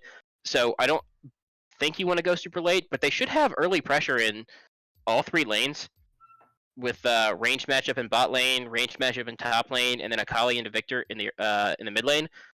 So with that pressure, if they're able to, if Pooh is able to get off early ganks like he did in the beginning of the last game, they could get a pretty good snowball going, and then hopefully not throw it back to VCU Black this time. So it wouldn't surprise me to see them take an early lead, and then it's just whether or not they can keep a hold of it. I actually do think I like their draft a little bit better. I still think Black is a slightly better team, so I'd expect them to come out ahead, but I do like Gold's draft. We'll see. We'll see. I think the game's gonna be like over or determined by the first 5 to 8 minutes. Like with Samira being like a hyper scaling champion and VCU Gold wanting to shut down that early if they can. We'll see how VCU Gold jungle paths this game and tries to make that happen. maybe he has other ideas with ganking top, because I think Urgot does have a comfortable time versus Aatrox if Aatrox wants to go in, or Urgot can just burger flip him over and start gunning him down, because Urgot actually did get buffed this patch, so he's a bit beefier than before. That's true, and I've always really liked Urgot since the changes. With any kind of help, I mean, he's actually a great like team fighter. You can easily snipe somebody out with your ultimate, and then if you get the multi-man fear in a team fight, it's pretty good. He does a lot of damage for being as tanky as he is. His real only problem, like all juggernauts, is just his lack of mobility. But with how after the buffs, I think especially with the ranged into melee matchup helping him be a little bit more oppressive in the top lane, I think it's a pretty good pick. It's not something I've seen in a competitive setting in a long time, so I don't really have any competitive knowledge to go off of here. But World Ender must be comfortable with the matchup, or he would not have locked it in as the counter pick. So we'll have to see how strong it is. I don't. The one thing I wish they hadn't gone for, I wish they hadn't gone for Zach. I wish they had gone for something like Nunu again this game. I actually think that the Nunu would be much better this game than it was last game. He had a kind of hard lanes to gank, but still managed to find the early pressure and get a bunch of early kills. And I think an up-tempo jungler like Nunu with an Akali and with an Urgot here, and with the extra bot pressure he had from a winning lane, would just be way more effective than it could have been last game. We'll see. I don't know if I don't know if Nunu would have an easier time against Rel and Trundle, because if he's going into VCU Black's front line, he's gonna get faced with all the Rel CC, where Nunu can't ulti. Because if he's standing still, Rel can kind of just like right click away, and then it can drag him out of that position to cancel his ulti. True. But I'm really looking forward to how they utilize the Urgot pick, because if Urgot goes Kraken Slayer, like trying to like abuse the Urgot buffs on this match as much as he can, if Rel pulls him in these team fights and Urgot's in the middle of all of them, he really can't tread Rel, because even if Rel has all those tanking stats from stealing from VCU Gold with Rel's auto attacks and her kit, Urgot can still shred through that, and maybe open the light for VCU Gold if VCU Black ever get a lead in the early game for them to try and come back. Definitely true. We will have to see. We are loading into game now, so we should be starting any second here. I'd be interested to see if any team goes for an early level 1 play. Last game they kind of did a little bit of a standoff, dropped some wards, and then just backed away. But I don't know. I think either comp actually could look for kind of a level 1 play. I think blue side probably has the advantage there with some better level 1 abilities. You don't really want to be taking things like Pillar for Trundle level 1. It's going to mess up your clear a whole lot, so not too great there. But I think blue side has a decent thing. You could take jump on Zac early. You could take your E dash on Urgot and maybe look for a level 1 play there. And that doesn't mess you up at all. I think with this new jungle meta, it's gonna be a race to see who can get level 3 and pressure the advantages in the lanes the fastest, because with all the reduced XP nerfs, it's gonna be you're either ganking or you're full clearing over and over. So we'll see whoever gets the first gank off, and that's probably that lane is probably gonna be doomed for that person for the rest of the early game. So it's exciting. It's exciting to think how to see, or well, to like, let's see how these two comps conflict with each other, and we'll see who comes out in the first 15 minutes. Actually, going to see an early invade from red side. VCU Gold opted for the 5-point, but red decided to use what I think is actually slightly weaker level 1 comp to invade, and their reward is they get 2 wards. For some reason, VCU Gold dropped both of their wards while they saw an active sweeper up. So, I mean, it's just 2 wards. It's not the end of it's not the end of the day, but like, you still give over a little bit of extra XP to Trundle, a little bit extra gold, and now you don't have the vision anymore to set down early into the game. So, little easy mistake you could have avoided by just not putting a ward down into a sweeper. Those two wards could actually hurt them, because getting a ward kill early does allow a solo laner like Victor and like the bot lane to hit level 2 one minion early. So for what that looks like for mid lane is he hits level 2 off the first wave, and what that looks like for bot lane is instead of the first 3 minions after the first wave, it's only the first two. So we'll True. see. Well, we'll see what happens with that. And it didn't end up mattering right there, but had Artemis been able to hit his knockup, because they didn't have a ward to drop in that bush, a Raymate could have easily died. He kind of walks up and face checks that, and Artemis missed the dash with Rel, so didn't get any of the crowd control onto him, so Raymate's just able to walk away, but had he hit that, they could have easily found an early kill there. Yeah, the rail dismount CCs people for a lot longer than it looks. It can really cock block people and can get you killed if you're caught in it. Already we're seeing, actually we're seeing Victor go top lane. So that's not what I expected at all. Youngest Lay is taking the raw end of those trades there with Witcher's Akali. And ThickShake42 willing to take the Victor into the top lane. I mean, it's probably a better matchup with the Urgot, just because you're ranged as well. But it is dangerous. I've never loved Victor in the top lane. A little more damage going down onto Youngest Lay. But when you take Victor top, I mean, it's just a long lane and with no escapes at all, and your only form of crowd control takes, a couple of seconds before the stun comes off. If you ever push out, it's so easy for a champion like Zac to gank you. He can just walk up into that tri-brush and hop right out, and you're pretty much dead. So, maybe slightly a better lane matchup in terms of, but you leave yourself a lot more vulnerable. And now Witcher can kind of bully Youngest Lay a little bit more because he's into a melee versus a melee matchup. Akali is so easy for her to Q spam you out. Oh. And Daniel went AFK. He also disagreed with the Victor top and decided to go AFK to protest. And we start the game off with the pause. I like how ThickShake42 let themselves get shoved in because with Zac vertical jungling on the left side of the map, it's gonna leave him really vulnerable, as you said. Like in the longer lane, throwing Victor top leaves him very vulnerable, considering he doesn't have mobility in Victor's kit. But he does have the phase rush. We'll see how that pans out. Like maybe if they get some trades in, he might get dove. We'll see, or maybe Trundle comes up in counters and it'll be that will hurt a lot. I don't think people understand like how bad counter ganks, especially if the jungler dies, because the jungler killing the other jungler just gives him all that XP and the gold on the enemy jungler rather than maybe the top laner getting the kill. So we'll actually might see something happen top here because with Victor having no ability in that long lane, they might be able to make something happen. Yeah, definitely true. Definitely true. I do want to see how this bot lane goes out. I think a Raymate and Slender mode should have the push, like I kind of mentioned earlier, because they're double ranged. But I think that the Samira Rel, they theoretically should be stronger in a 2v2 fight, in my opinion, early into the game.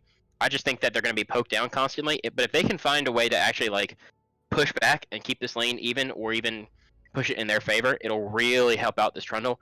Because having 3 lanes that are constantly shoved under your turret, it's going to make it really hard for Trundle to kind of play the game. Yeah, you're not super threatened by a Zac invade coming in to kill you in your jungle, but you also can't invade him. And every scuttle fight, every neutral objective fight, and even maybe some of your camps, like your Raptors or something, if Zac is a little ambitious, it's going to be really hard to defend that with your laner shoved in the entire time. Yeah, I agree. I don't know if Trundle's gonna go for a gank bot lane or go for the counter gank top lane if ThickShake42 starts getting poked out. But I am expecting Trundle to gank bot lane here because if they are pushing in with a double range and that leaves them vulnerable if they don't ward, and the enemy bot lane can Rel dismounts on, can't get much but a Q off. It does poke a little bit, but Lulu's big shield just protects him so that they don't really get much off that. Trundle's coming down. He's swinging around. Okay, they're engaging. They got the CC off. Great flash engage there from the Rel, managing to get the stun off. Slender mode is going to burn down the ignite, but just lose the last tick isn't quite enough. Raymate getting some good trade damage here with this sniper rifle form on the way out. Slender mode is going to have to back probably, so not too bad, but now Trundle has to sit here and help shove, and you really don't get anything besides the burn summoner spells, and you burned an extra flash, I guess, on the side of a Raymate, but Artemis burned both of his summoners as well, so not too bad if you're blue side here. You're definitely feeling pretty happy that you wasted the Trundle's time. The wasted time on Trundle might hurt, but I think what'll hurt more is the extra flash burn because Daniel's still sitting there with both sums, so Trundle could very easily repeat gank and really mess up their bot lane. With the double range, they might accidentally push in, and then Daniel could just set up a freeze, and the enemy bot lane is not going to be happy if Trundle maintains his proximity bot lane. It's definitely true. I do want to mention Youngest Lay just played that gank really well. Dodges out on, saves his E dash, and then dodges out on the Zac engage, despite the fact that he was already taking a trade with Wisher. And by doing so allows him to get out and avoid the crowd control. Now they're going to stun up Wisher actually in his W. Youngest Lay picks up the first blood. First blood. Shroud might keep him invisible, but with the AoE damage from Youngest Lay's Q, does get the kill. And actually probably should just back here. He has a freeze locked in for the mid lane, so if he gets back fast enough, he will not lose any minions. A little bit of Or very BM there few. with the taunt. Yeah, a tiny bit. He did have help, was bit. not a solo kill, but had help from both the jungler and the mid laner roaming up. But that extra early gank is going to give them the prio they need to grab the dragon, despite the fact that I do think they, with their losing lanes, shouldn't have been able to get any of these early objectives. Yeah, forcing that vertical is pretty smart. Considering VCU Black, I think, is better off if they get ahead scaling into the late game. So it'll be really nice for them to get those early dragons to scale more comfortably. Who's looking for an engage here, but there is a ward actually dropped into the bush that he's in. VCU Black dropped it when they were pushed up earlier. So not only is it a good flank teleport for Victor if he decides to come in, or Aatrox, but it is going to spot out Pooh, and he's just going to back right there. Now World Ender is actually caught in a kind of a rough spot here. The ultimate is dropped down on him. He's very low. He is going to go down in the top lane while Slender Mode dies simultaneously at the bot lane. McClaychi comes in for another gank, punishing the flashes that he burned earlier. 3-0 lead for VCU Black right now. I like that solo kill top lane. I think the Urgot was a little too ambitious on going in there versus the Victor.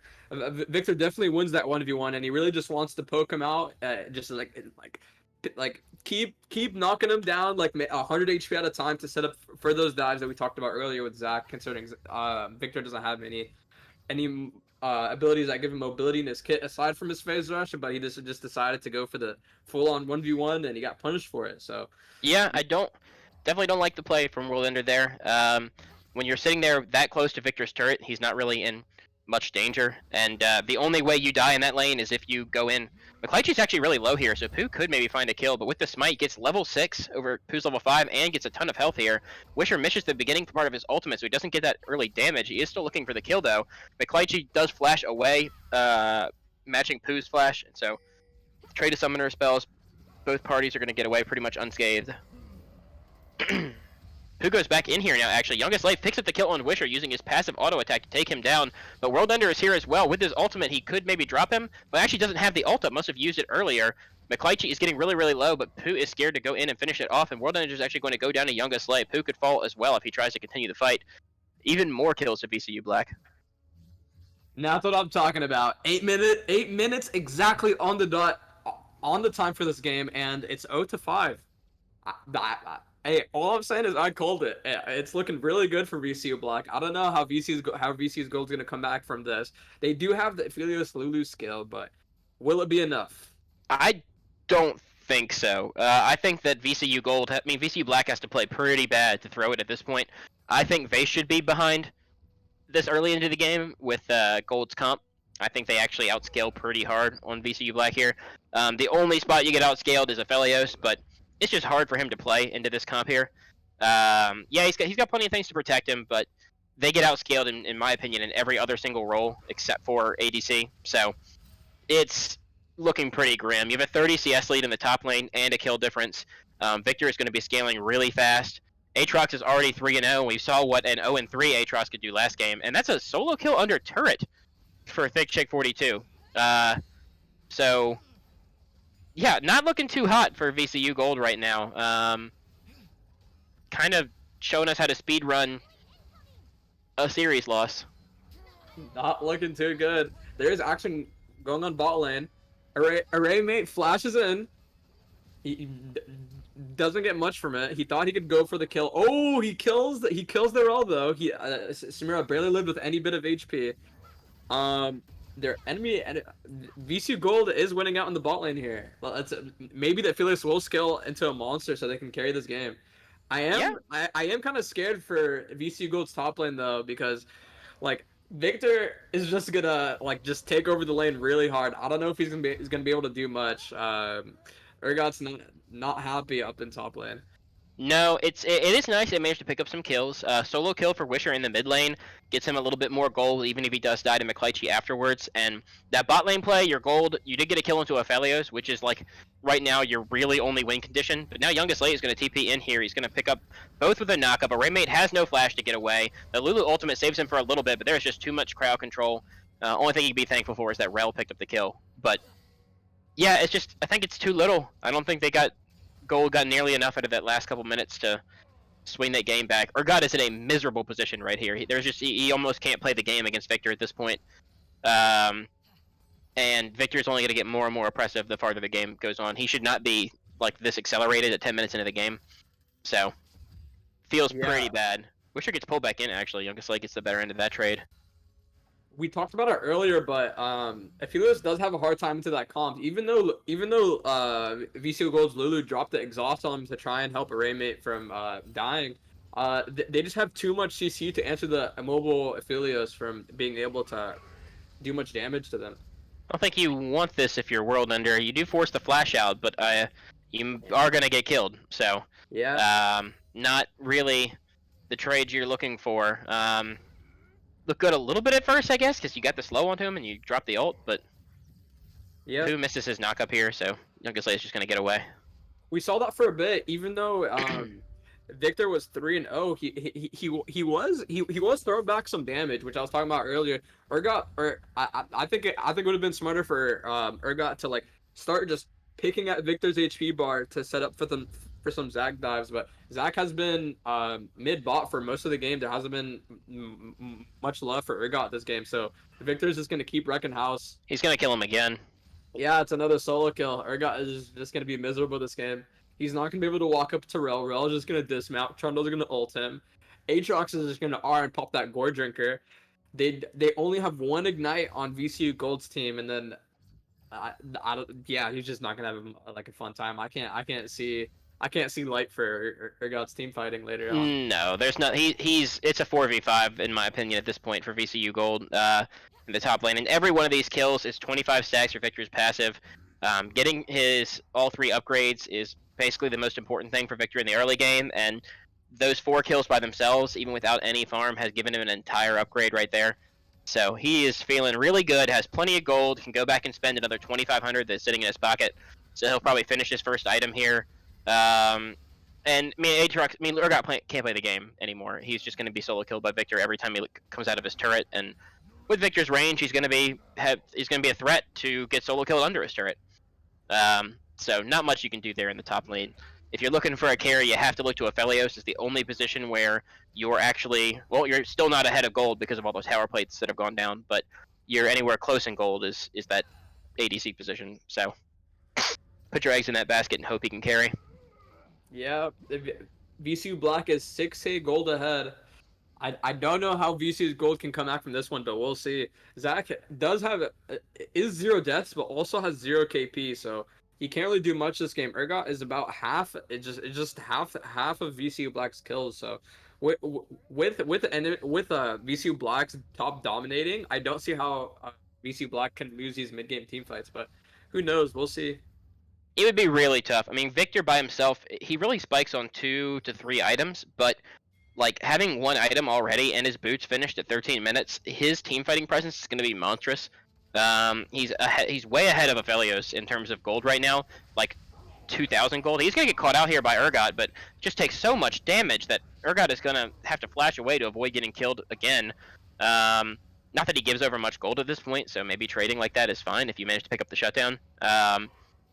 But yeah, I mean, Victor's 2,000 gold ahead of Aphelios, and I think is just as good of a late game team fighter. So, you know, even if Aphelios was more ahead, you have plenty of options from VCU Black here.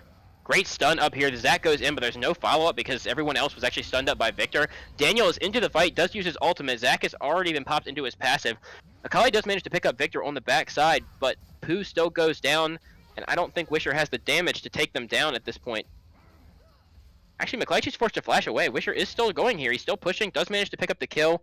And it goes over to a Raymate, so another kill onto your ADC, the one position where you really can rely on.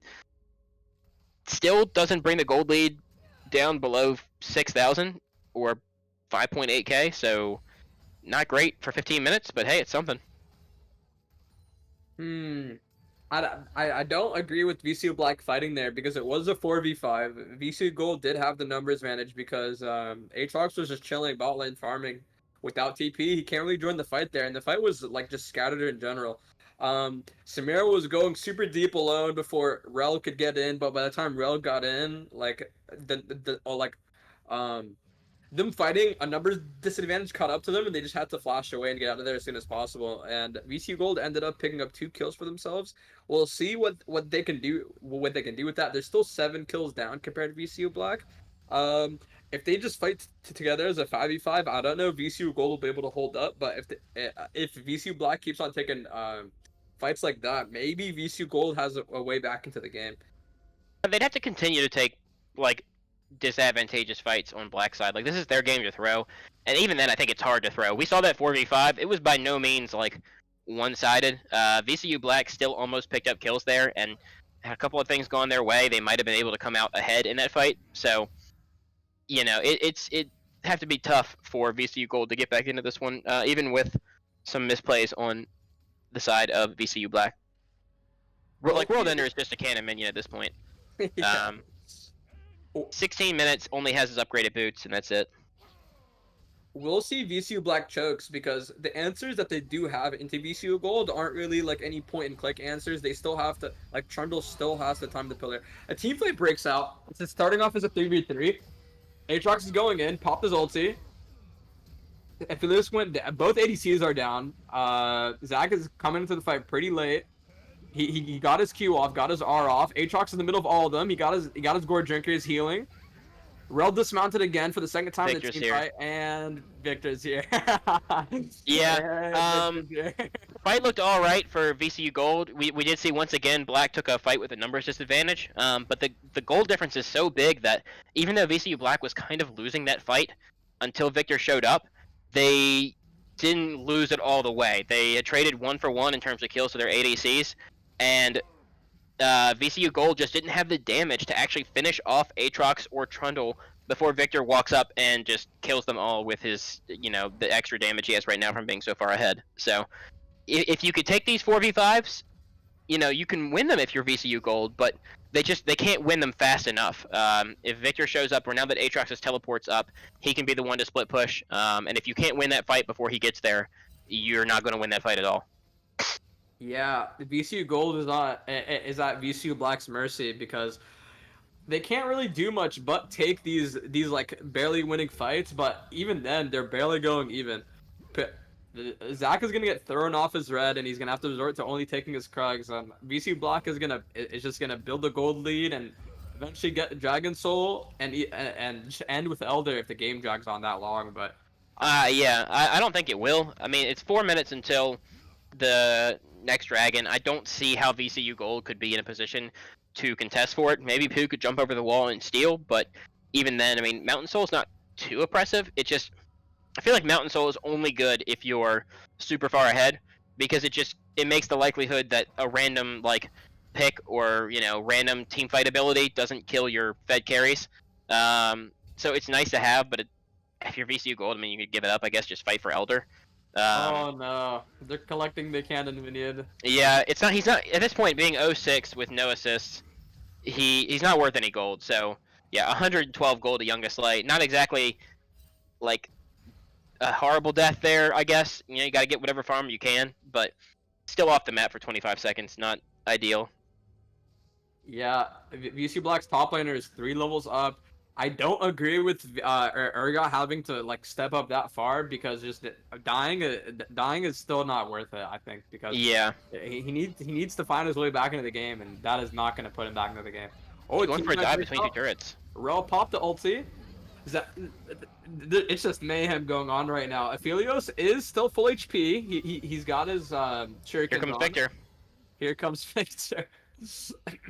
Yeah, Samira did get her ulti off, but it looks like the fight is maybe over. No, Zac went in. The Urgot ulti went off. Samira's very low, but they just can't chase that. The Victor Ease is just gonna just whiplash back at them if they try and go in. Zac went in very desperate for a kill, and he got shredded. Yep, yeah. they're probably gonna lose Baron off that, and it's looking like a wrap.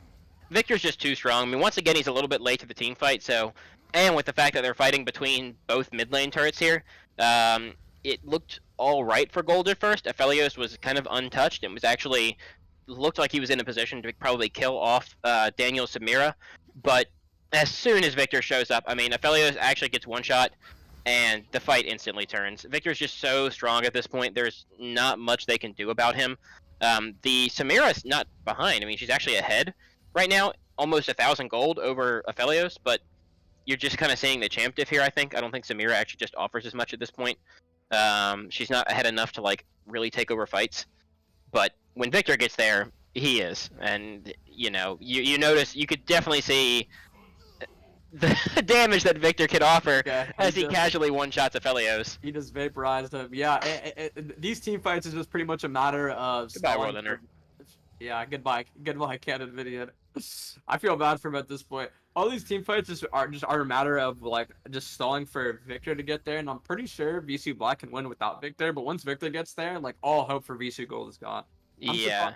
I'm surprised they haven't gone the Baron yet because it is gonna drag this game out a bit longer because they don't have that strong of a siege without it. But because They're picking it up ideally, now.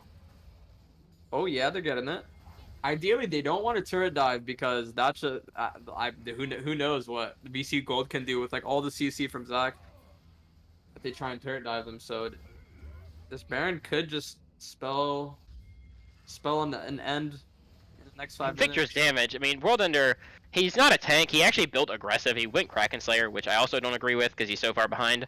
But I mean, even on the tankier members, Victor is just one-shotting them. Artemis is in. He's a little bit deep by himself. Nobody to really help him. He's going to get taken down by Aphelios here. Daniel Nijikov is going to get picked up by Wisher as well on the backside. McClatchy's very low, kind of having to run. But Pooh is now stuck over here with Youngest Slay's Aatrox, who's going to go in, take down Slender Mode. Victor is still here. Youngest Slay is going to be too hard to kill, more than likely. But it is a 2-for-2, and you stop them from getting Baron if you're VCU Gold here. So you're not unhappy. Pooh's Flash kind of failed it, and now Raymay is going to just get, okay, yeah, just wiped. Probably can't end the game, I don't think, with just the 3 people up here, but Victor picking up the Quadra at the end. He's just too strong. With anybody to run ahead in front of him, if he can touch any champion really at this point, he's going to kill them. Yeah, Victor just scaled way too hard. I actually don't mind the Kraken Slayer pick. The pick up on Urgot. It's a shame that he seemingly got a little too tilted to play against Victor top lane, and it's just spiraling downhill because Urgot can't really not buy Kraken Slayer after he picked up Noon Quiver because he loses a lot of gold by selling that and trying to go for other items, being so behind already, only having boots at like, I don't know, was it 10 or 15 minutes? So it just hasn't been fun for him this game. Yeah, he's not. He's not had a good time for sure. I don't think Thick Chick 42 even dies here. I think with his Q shields, he's actually just gonna kill Pooh here. Youngest Lay is getting taken down pretty low, and the ultimate from Lulu might save a Raymate, but nope, he still dies. Picks up enough healing with his Gore Drinker and with his ultimate that he is full health once again. His ult is still up. He kills off the last member that's still fighting. At least Wisher is back in the base, and they're backing here. I don't know why. You could just end. But they did the same thing last game and they got ahead and kind of trolled around for a little bit. But with his 15k gold lead, I'm pretty sure you walk this in with your supers. I don't think Wisher's coming out for a fight anytime soon. Victor does have the TP to just reset and come back in, but yeah, it's looking like a GG. I'm surprised they didn't even need Baron. VC Gold just went straight for the team fights. I don't necessarily agree with, but I don't know how else they can get back into the game. Daniel's going in for the R, a little bit of Fiesta going. Victor's TPing in from behind. He's gonna be late to the team fight, but he's almost But there. he's here. Goodbye, World Ender. Goodbye, World. Goodbye, everyone else. Victor's here. Victor's here. Yep, and that's that. So Do I start distributing the channel points now? I mean, wait. yeah, I think you can. They might troll around here by the Nexus for a little Oh, bit longer because they did last game, but I don't think it matters. I don't really know what my advice is for VCU Gold this game, except for like maybe don't troll top lane. Um, Definitely not a great game. Uh, I for think Mr. World Under. I think they had a way to play out the game, but they just they had what was good for them in line, but they just didn't go with it. With Zach like playing towards mid and bot, even though Urgot can't really do anything versus Victor in the 1v1 and just wants to get some dives going, pitching him like picking him down with the long range Qs and then going for the Zach dive, but nothing really happened top, and then Urgot just slowly slipped away from the game. Can't really do much versus them. Or he ended up selling everything for a couple stopwatches, which I don't blame him on because he's gonna get shredded anyway. So why not go golden? So, uh, yeah, a clean 2-0 for VCU Black. That's out of the series. Yep, just gonna casually collect my 37,000 channel points. Um, Thank you for your generous donation. But yeah, I mean, they had a chance with the matchup there. I don't think so. Okay, it's gonna sound a little troll. It worked out. Putting Victor against that Urgot really worked out. I don't agree with it still. I think that Urgot and Zach could have really punished that Victor had they played around it properly. But they did not, to say the least. That's how Victor ended up with 10,000 more gold than Urgot by the end of the game, um, which is just insane to say those words in a League of Legends game. But yeah, I mean, I think that's really the hardest part. Everywhere else, I mean, you needed to do better mid and you needed to do better bot, but I don't really think those were what cost you the game. I think their mid and bot lane, like they managed to get a solo kill for Wisher on a Youngest Slay. Even if he did get killed by Youngest Slay and company a couple of times, still, didn't get so far behind that he couldn't impact the game. And a Raymate actually picked up 5 of his team's 9 total kills in those team fights, had an early kill to get some gold over to him, so was in a position to where he maybe could have carried had a champion like Victor not been so deadly that he could just walk up, one-shot you with basic abilities and no ultimate, and, GG. So, Yeah, that's what happens as VCU Gold. That's what happens when you don't stick to the game plan. Because I mean, I don't blame him for being like worried about the map splitting and Trundle being able to get those bot lane ganks for free with bot lane being pushed up so far. But you have to stick to the game plan because like that's just the best way to go. Because once you start changing it, you forget about why you went for the original game plan, which is Victor top just winning 1v1 versus Urgot so hard and it really bit them. Victor ending the game 19-1, and Urgot 0-13-0 with ending the game with 0 KP and mm. just only feeding gold to VCU Black. I mean, he participated in 13 kills for the other teams. That's KP. Yeah, That's something. that's something. He participated in the game in one aspect. Yeah, a little bit unfortunate that he is actually up in about 5 minutes to play in a VCU LCS game. So hopefully he can shake off that tilt and turn it around and whack some kids back at VCU LCS in a Yeah, slightly more for fun competitive setting. I hope that tilt doesn't stick with him. Maybe it's not tilt, and he was just having fun because in his eyes, maybe the game was already over. But I think so. um, I think he said before the game. This was a more for fun series.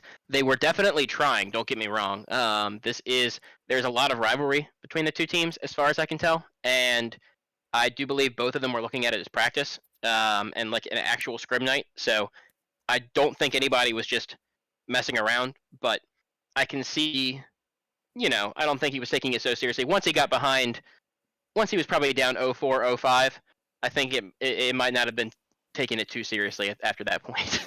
yeah, some people in the stream chat being sad that they lost their channel points. Earlier I heard that you cashed out on 30,000 points, but Yep. I thought you voted for VCU Gold, man. What's up with I that? I voted for VCU. I was actually the highest voter for VCU Black. I That's did a it good before. I did it win. before game one. Um, but That yeah, makes way more I can't sense. help it, man. I felt I was rooting for VCU Gold. I always root for the underdog. Um, and I really wanted them to win, but the analyst side of me, I just can't turn it off. So I had to go with what I think is the stronger team. And right now, our VCU Black team is actually, I'm pretty sure they're undefeated in their tournament play at this point. So it was pretty hard to pick against them. Yeah, I can't blame you. The VCU Blacks comp did look a little juicier in game two. I don't know much about game one, but I think I was a dominating 2-0. There's a little bit of counterplay VCU Gold could have had, but you know what happened. It is what it is. What happened is what happened, and VCU Black came out on top. Yeah, I think that'll probably do it for us. I assume Lokesh is here again, but we're probably gonna jump off for a minute, and we'll be probably back pretty shortly with our next game for VCU LCS this time instead of the CSL A team versus B team show match. So stick around, Indeed. hang out, maybe watch some ads. Lokesh, play some ads for these people. Yeah, I'm Give down us to play some that ads for juicy some revenue. people. Don't go away. Don't turn it off. Stay viewing. We want your VC. We want your juicy revenue. So actually, you know I what? Go mean, the ahead and ad's already sub to playing. us. Ad's already Oh, playing, so so we're not talking yeah, anymore. Okay, exactly. said.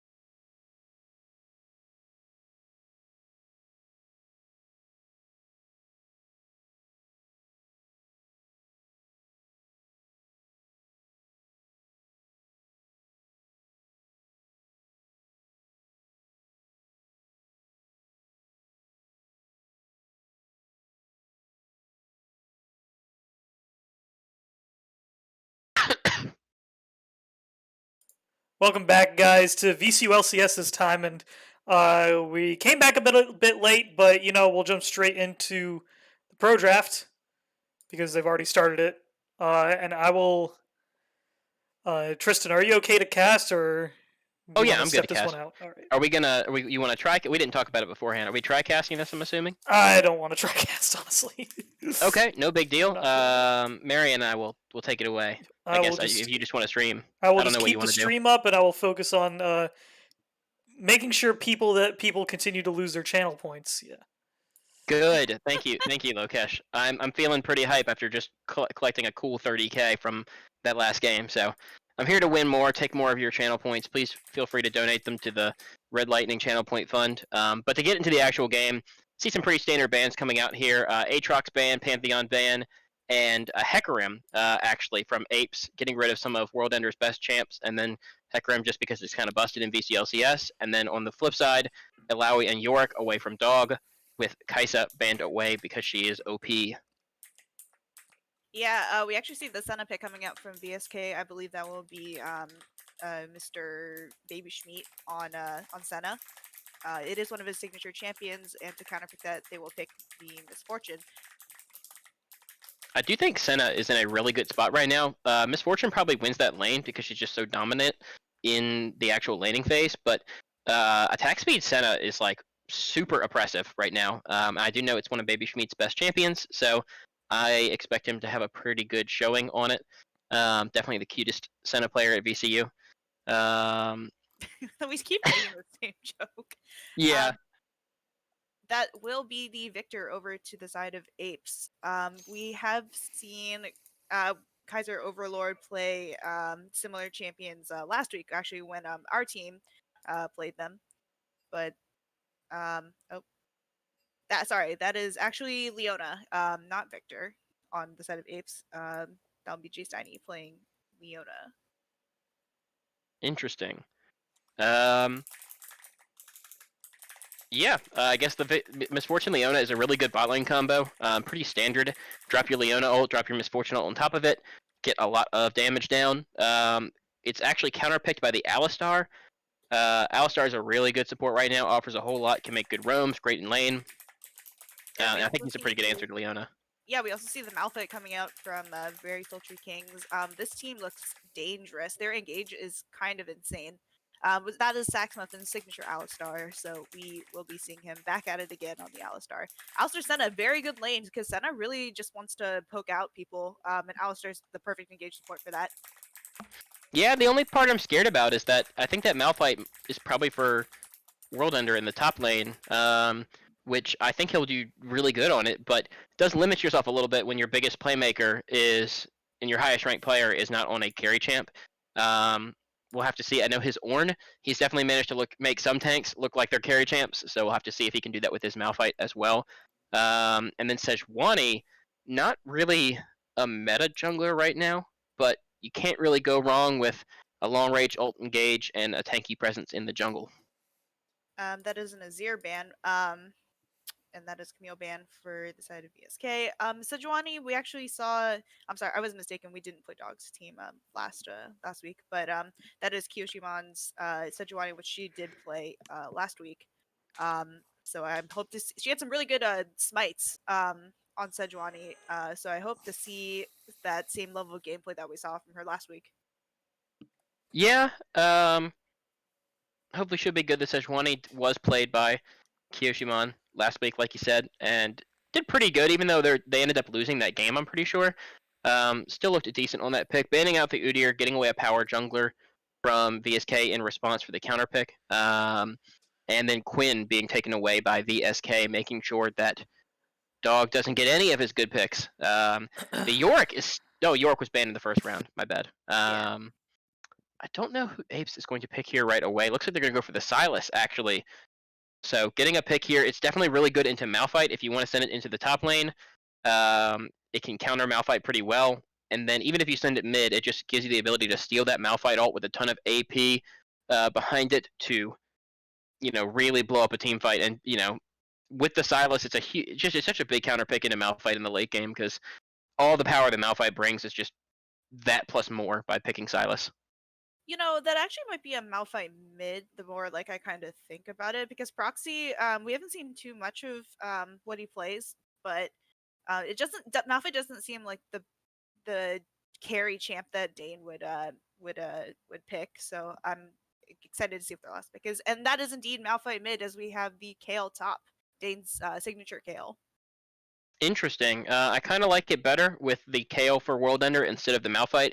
Kale's not in a super awesome place right now, but I don't think she's a bad pick by any means. But by leaving up your top lane for last pick, you will have a counter answer for Dog here, so he won't have to go into this blind. And the Silas into Malphite mid is still, I think, great. I think Silas is going to do just fine in that lane, and it should be pretty strong. The Renekton actually coming out into Kale, that's a bit scary. I actually do like the Olaf pick on the side of VSK. I think that's what Jake Lem has been playing pretty recently, and Olaf is pretty good in this meta right now. And here we are into picks. I'm glad we got this like rolling real quick though. Just gonna go ahead and drop some channel points here. Gotta be the highest bidder. Well, It's fine. before you bet, why don't we talk about comp? Who do you think won the draft phase, Mr. Red Lightning? I think that Apes has a better draft here, actually. I think the Misfortune Leona bot lane is pretty standard. Is it better than Senna Alistar? At least in lane, I think it'll probably have Prio just because Misfortune is so strong. Senna and Alistar can heal each other very well, though, so I don't think they're going to be poked out necessarily, but the shove should go to Misfortune. And then in the Silas counter pick here against Malphite, especially going up against it mid, is just so strong. Malphite can definitely still kind of poke you out early, and it's not like Silas just rolls him in that lane or anything, but in the mid to late game team fights, having a Malphite ult on a full AP character is just devastating, and Silas offers so much more than Malphite does outside of that ultimate. So he's just Malphite, but way better. And since Malphite's playing directly against you in the mid lane, you literally just, in my opinion, have a better champ on the side of Apes in the mid lane than you do on VSK. Now, the Renekton into the Kale is going to be a little bit difficult. If Dog plays it well, then Renekton should easily be able to make Kale's life miserable. Until she's ranged, she can't walk up to the wave. Renekton can one-shot her, and it's going to be really tough for Dane to play the game. But if he's able to avoid those kills, if the jungle pressure from Jake Clem's Olaf is good enough, then Kale, once she's ranged, can easily bully Renekton and keep him away. You still have to avoid the Renekton dash or whatnot, but, if we've seen World Ender get fed on Kale before, so it's not like their draft is completely bad or anything. I actually think VSK's draft is perfectly fine. I just think Apes got the better answers, and the only place I think where they're behind is the jungle. Yeah, I would agree with most of your points here. I think that Apes definitely early game is a lot stronger. However, I think VSK just totally outranges them late game. Their comp is way better for late game. They have so much engage from Alistar, Malphite, like Olaf, and you have the damage to back it up from Senna and Kale. On Apes, yeah, it is true that Renekton can easily kill Kale in the top lane, and that Misfortune Leona probably has the better level 6 in the bot lane. But I think just VSK got away with a pretty really good ranged comp. Yeah, I mean, I do agree with that point. Like I said, I think VSK's comp is perfectly acceptable here. I just think they're going to have a hard time. I think the mid lane matchup is really heavily favored towards, at least just in champs. I think Proxy is a good player and may or may not be better than Kaiser Overlord. I'm not sure. But I think the Silas pick into Malphite in the mid lane is just way better for Apes Together Strong. The Renekton should theoretically make Kale's life miserable, make it pretty much unplayable in the top lane there. And you should have some early bot pressure probably. So I think they have all the tools they need to get an early lead, and then they have the late game insurance with Silas dealing Malphite ults and just using that to pop Kale and Senna. But it would not surprise me if VSK did manage to win this. They have some great early game pressure from Olaf in the jungle. Definitely going to be doing a whole lot more than Sejuani, more than likely. And despite the fact that Silas can steal Malphite ult, you still have a Malphite, so you can use the ult as well. If Kale gets ahead, she's going to do a lot of damage. Senna, like you mentioned, is super long range, and her attack speed build is super oppressive. So they have all the tools they need. I just think they're a little bit outclassed. Yeah, I think it'll just depend on if team can snowball their lead super fast. Because their team is very oppressive. And Silas has plenty of good ults to steal. So they could, if they make out like bandits in the early game, then I think they'll have a really good chance of winning the game. But if the game drags out too long, then we might see VSK just snowball and run them over. Yeah, we're definitely seeing a lot of predictions toward VSK, or a lot of points at least. VSK currently holds a lead 93% to 7%. Now it's 5 people to 9 people in terms of actual votes, but in terms of where the points are in our predictions, it looks like VSK is heavily favored. So ATS people looking to cash out big here if they can manage to get that win. I actually really like Tarbo's point that if Kale goes mid, then Renekton might have a tough time against that Malphite top there. So maybe Dane might be pulling what he did in one of our games where he was playing Mordekaiser and just ended up going mid anyway. I agree. I kind of like that point. Now Renekton can match him as well. Renekton's not a terrible mid laner either, so I think Renekton should follow World Ender wherever he goes. But that is a really good point. Proxy we saw can play a pretty good top lane as he did in the last tournament. And if you match Malphite to Renekton and Kale to Sylas, Kale's going to be much better in that matchup. Sylas still probably beats her early, and it's she's still a little bit at threat to dying. He's a bit more mobile than Renekton is, but Kale will have an easier time in the mid lane, but just by being closer to her turret. Probably a little bit harder to get punished. Sylas won't do as much early damage as Renekton, and Malphite is like the perfect champ to just answer a strong Renekton. He might die. He probably will go down in CS, but go back, buy an early Bramble Vest, buy an early steel plate, steel cap boots, or whatever they're called, Ninja Tabby. Grab your Bombay Cinder, and you are going to be good to go against Renekton for the rest of the game. So I do like that point. I do think that they should probably try to switch the lanes and make sure that Kale is always against Sylas. Agreed. Let's talk about this bot lane matchup a little bit more. So we have Mr. Bayoraga on Misfortune. Misfortune very strong right now. It's very easy to get poked out by her, and they have a really strong. Both lanes have a very strong all-in, so it's really about who takes better trades. Agreed, for sure. We are going to be getting into the game here any second now. We're loading in. I wonder if we'll get any level 1 shenanigans from these comps. I think both comps have some tools to kind of do it. You could see Senna going in with an early snare or her root, trying to get a big team root. But I'm not sure you wanna 4v5 this when Dane on Kale is barely a champion at level 1. So true. I would be surprised if it would not surprise me at all. Let me put it that way. If both teams just decided to 5-point it and handshake and not do anything. It's what most VCU LCS teams generally do in the early game. But I think 5-man invades have been pretty successful when they've been attempted. So unless the other team 5 stacks and is waiting exactly in their jungle. That's kind of the counter to a 5-man invade, but looks like both teams, kind of like I mentioned, they're going to go ahead and 5-point. They might try to walk in and get an early ward placed down here or there, but both teams want to play it safe in the early game. Yes, sir. We will not see any shenanigans this early into the game, but I'm sure we will see many later, as this is VCU LCS Week 2. Yeah, Kyoshimon drops his ward early, and then she's going to run straight over to her blue buff to start on the bot side, where she has a little bit more support for the early leash. Looks like Olaf is going to do the same.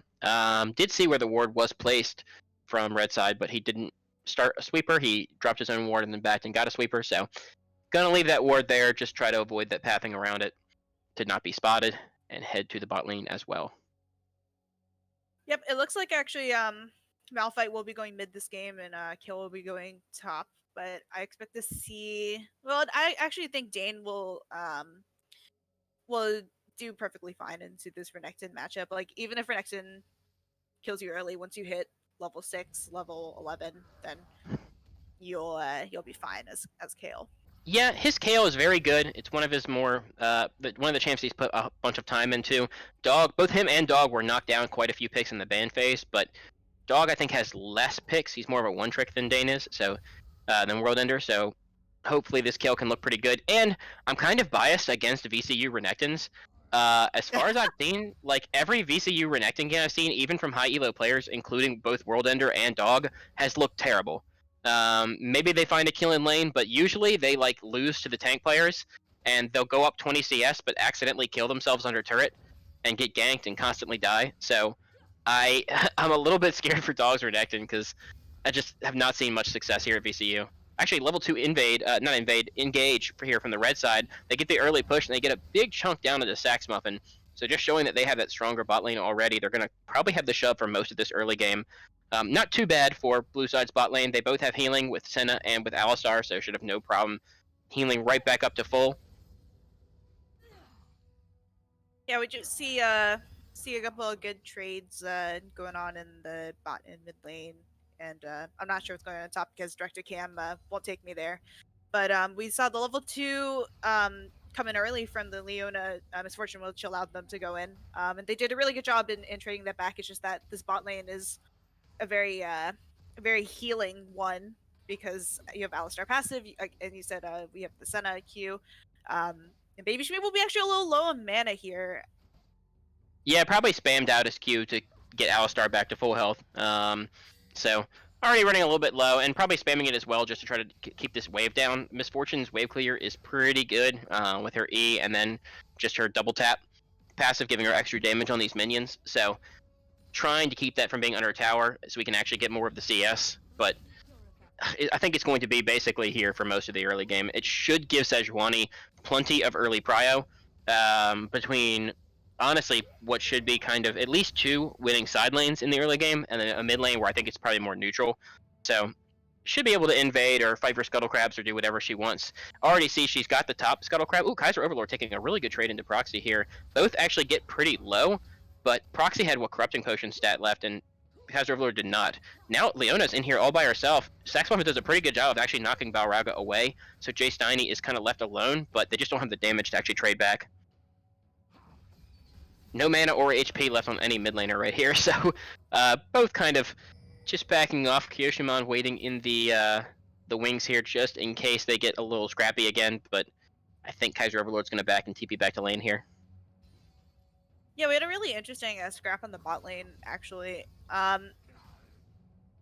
We just see like how oppressive this lane is, but Sax Muffin actually doing a really great job in knocking away Balrog in the last fight, and both heals are actually going to be used here, and Sax Muffin will go down first blood over to Balraga. Yeah, a little bit unfortunate there. They do burn the heal first from Balraga, so not too bad in the beginning, but Sax Muffin actually ends up getting crowd controlled just for a little bit too long. Uses his flash, but he's probably already dead at that point, so no real reason to. The Leona crowd control was just pretty oppressive. They did a good job, like I said at the beginning of the trade. He gets a lot of crowd control over onto Balraga, which forced his heal, but using all those abilities left him completely alone and vulnerable, and he was unable to flash out before Leona got the return crowd control. So ends up going down. Now slight gold lead over to red side, up about 600 to 700 gold at this point. Ooh, nearly steal the dragon. Kyoshimon did not have smite. And Olaf can't quite get a few. There you go. Jay Steiny might be going down here as well. It does flash away, but Jay Clem still has these axes if he keeps picking them up. The TP is actually going to come in, but he does pick up Jay Steiny here. Malphite TP's in, but they're already under tower, so they can't get anything in return. 2 kills picked up for the side of VSK. A really great rotation up to Dragon. I wasn't sure. I don't think Yoshimon's smite was up, so that's maybe why she didn't smite it. But there's just really great rotation from Sax Muffin up through there, and then they were able to pick up the 2 kills very well.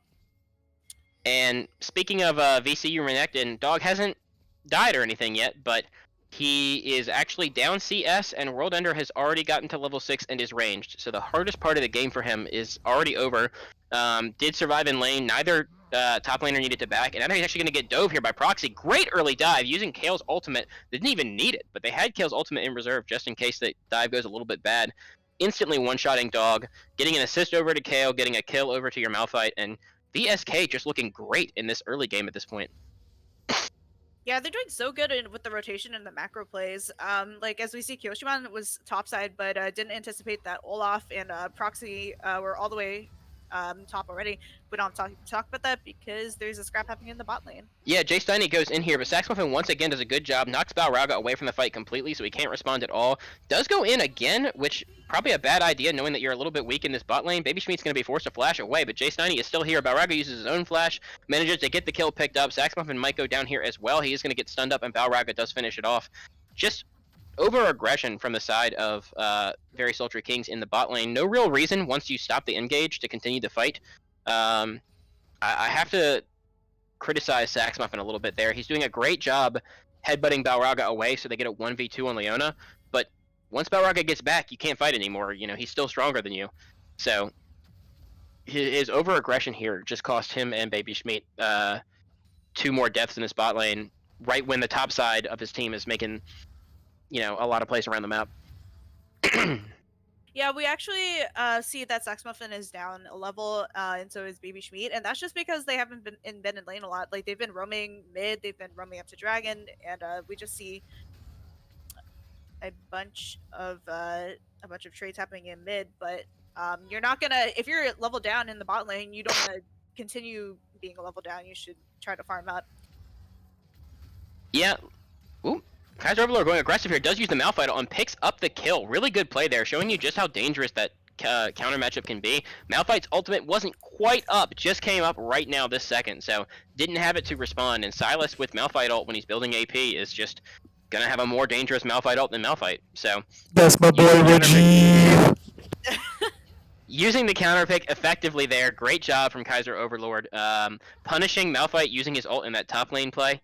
So definitely looking good. A little bit scary though, and the one good thing to think about for VSK is that your Kayle is still sitting pretty in the top lane. 10 CS lead, level 8 already, well on her way to becoming a champion.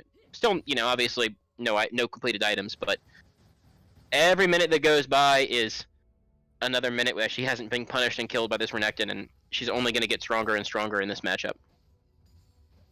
Yeah, unfortunately, for the side of Apes, their jungler just isn't as experienced as Jacqueline is. So even though you might see these top lane ganks or these ganks like somewhere else, they just might not have the experience to be able to just go in and get some kills and get their laner ahead.